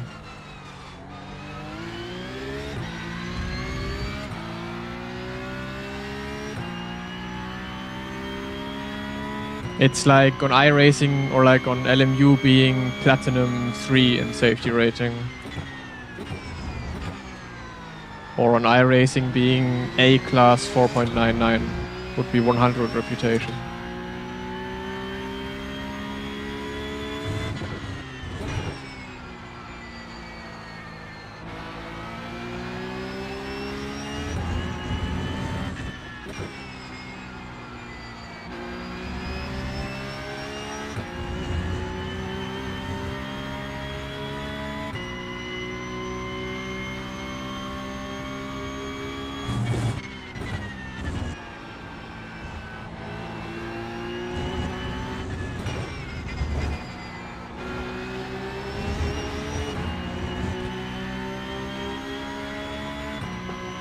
It's giving me outside. I think outside should be better.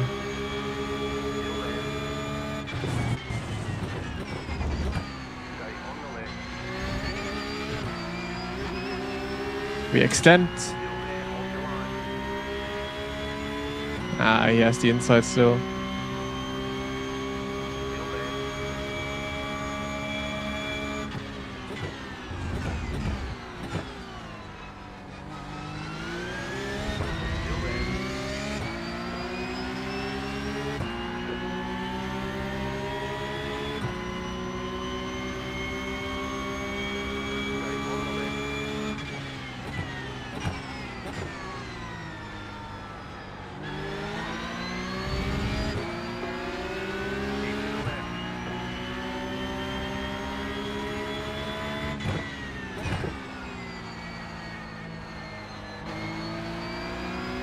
Finally.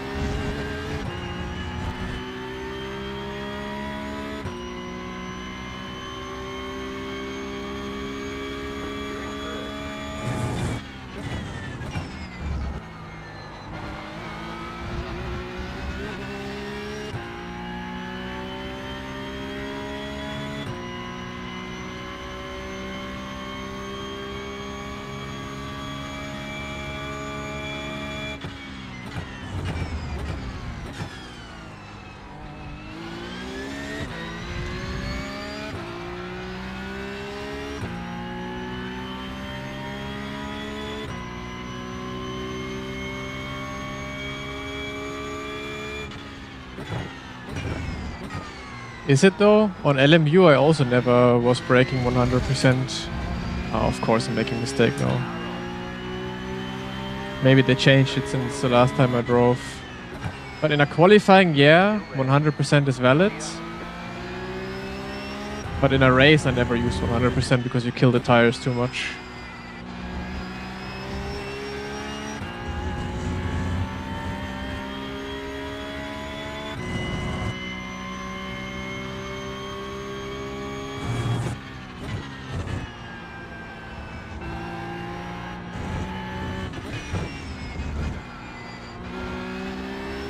It's insane that you trust this man on P2. Honestly, Asians are always very trustable people.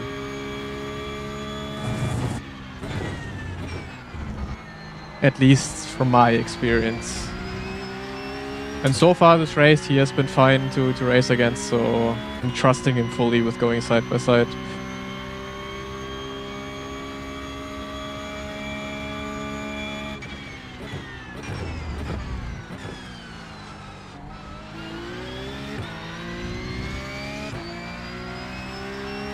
What if he was Spanish? Well, then you need to keep your distance.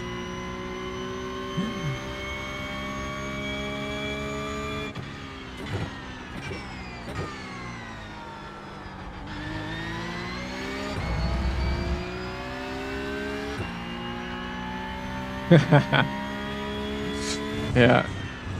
This is iRacing racism 101.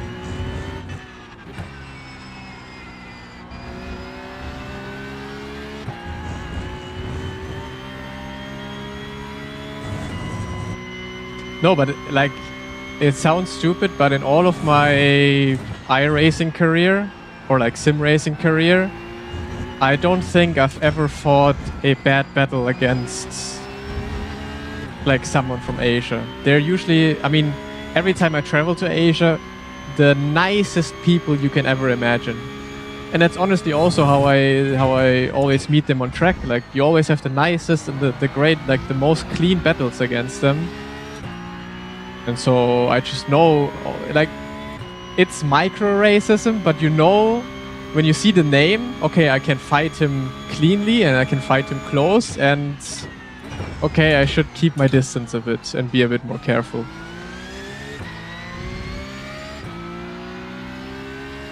And everyone knows that. Everyone knows that with certain names that you can already read, you know you have to be a bit more careful.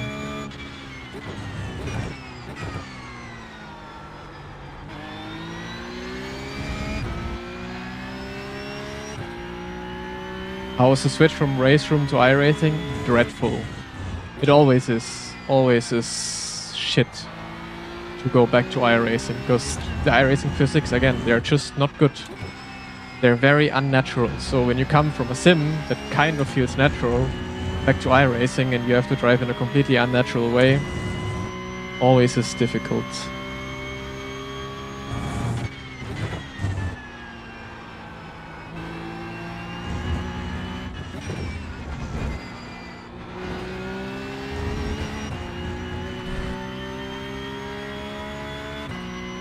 Can't call iRacing bad, you'll be on Reddit soon. Put me on Reddit.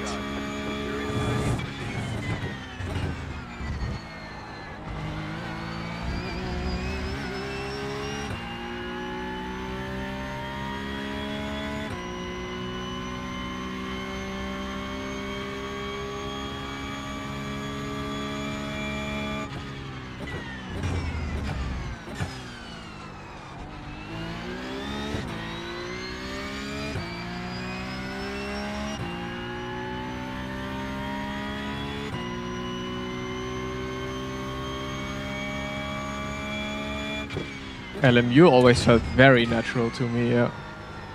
Like every time I started driving LMU from the very first lap, I was like, okay, this feels it just feels natural, it just feels good. I like the last time I drove LMU though was maybe half a year ago. So I would have to try it again in the current state, but usually R Factor 2 also has had incredible good physics always.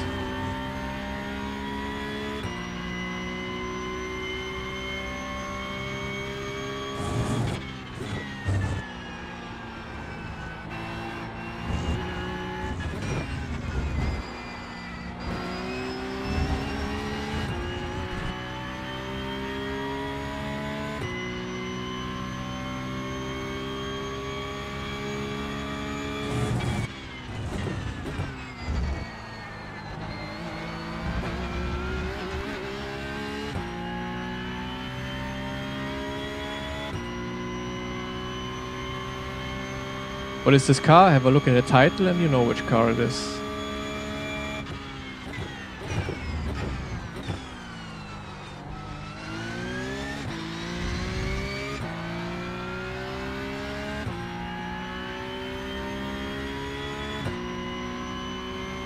I can't read. I can see, yeah.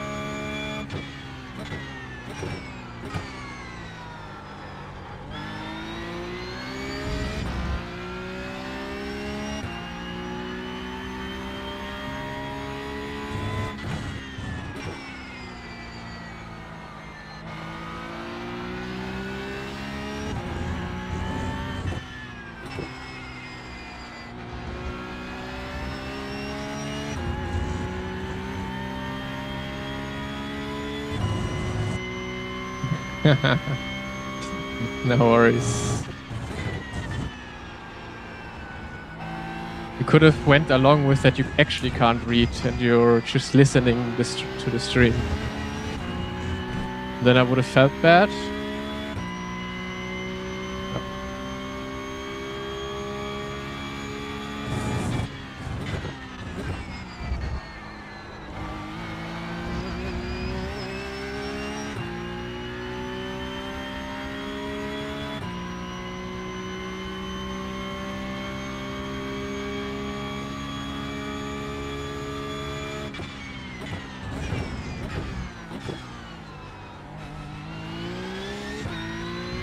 Discussing with friends like tell me how important it is to be able to adapt to any car class versus hardcore learning a single car as a pro driver. What's your opinion? Depends what you want to do, of course. Like learning one car specifically is usually the best thing you can do, because then you're gonna be fast with it, and then you learn like very in-depth details about this one car and also about the physics of the game. So in general, I would always just try to focus on just one car. Because once you learn that car and you learn all those details, not only about the car, but also about like how the game works fundamentally, you can take those learnings into different cars eventually as well. So the first thing should always be concentrate on just one car that you just like and enjoy driving, instead of switching around all the time. Got 2 laps to go.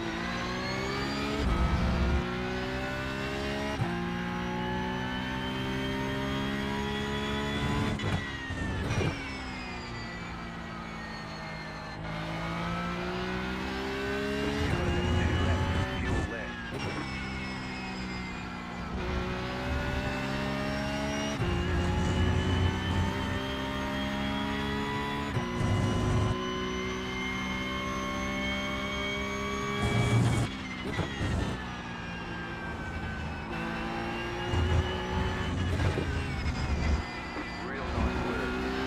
Right flag.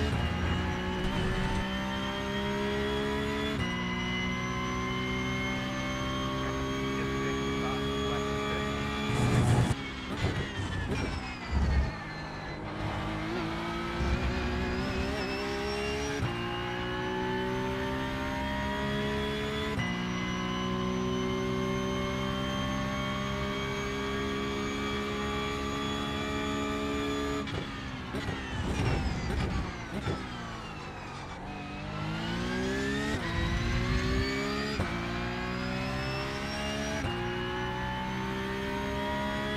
Yeah, the 330i was a leasing car. So I gave it away 2 years ago, I believe, at this point. And then yeah, I bought the Hyundai.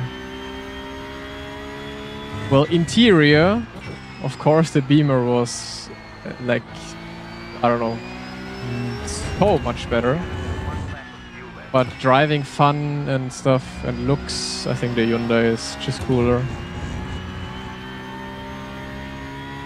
But I would not know which, like if I had both cars standing next to each other and I had to choose which one should be my car, I honestly wouldn't know which one to take. They're both really, really cool in their own way. It's i30N, yeah.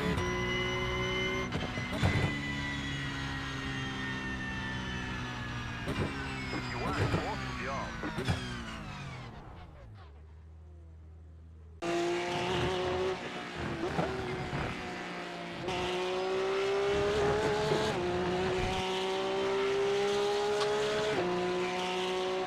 So.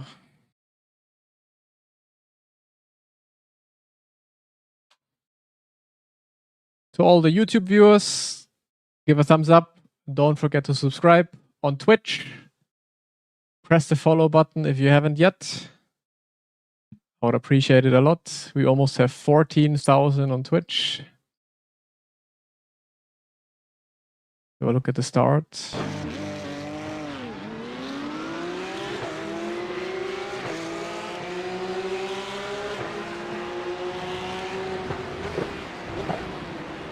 The orange car was kinda aggressive.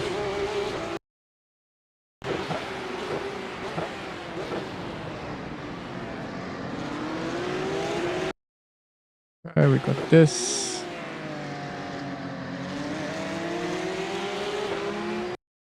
Not me, was it you? Wait, is this you? No, Eric? Ah, yeah. Yeah, at the start a little bit, I think, no? Looked like it. Have a look from your perspective.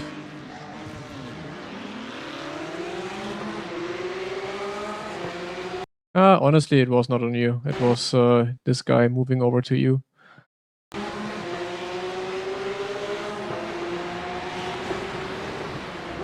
No, all fine. Just looked, from my perspective, different. Hey, Sangyuk. GG's, good race. Was a nice battle.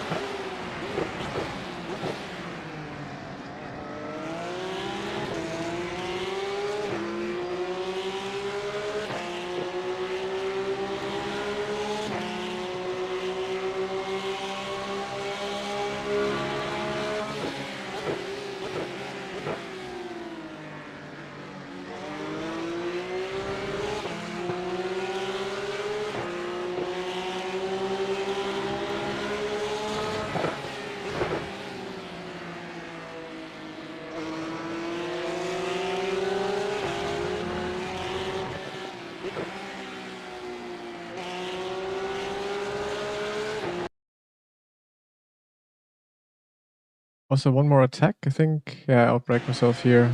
Then, okay. Alrighty.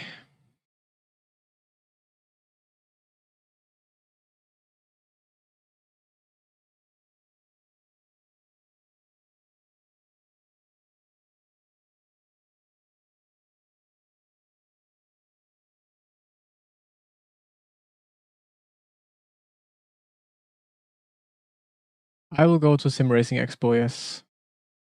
Again, 7i rating. We take those. Safety rating is taking a bit of a hit, but that's fine.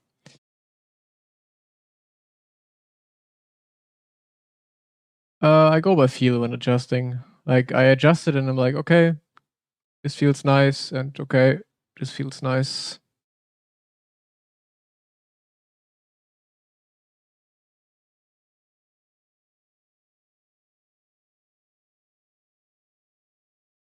Hope to see you there then. Yeah, hopefully. Scream or say hello when you see me.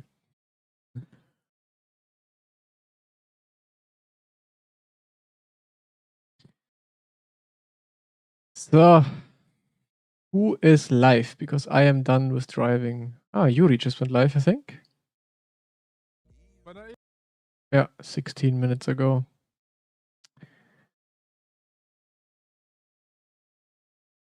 All right. Expo is. Wait, let me check. Let me double check.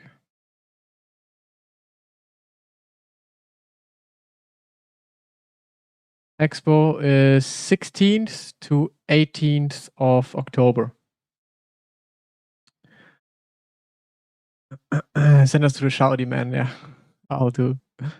All right. I might actually come back for a second stream today. I might do some race room hill climb if I feel like it. It was like, why not? I want to try and improve some more. So, yeah, might have a second stream doing some race room hill climb. Yup is coming as well to the expo. Nice. Hope to see you there, Yup. You have to come. Only then you'll get your payment of being a mod. Nah, 420 not, but 421 would be nice to get. All right. Let's rate Yurika. He is reviewing his Strava today, right now, apparently.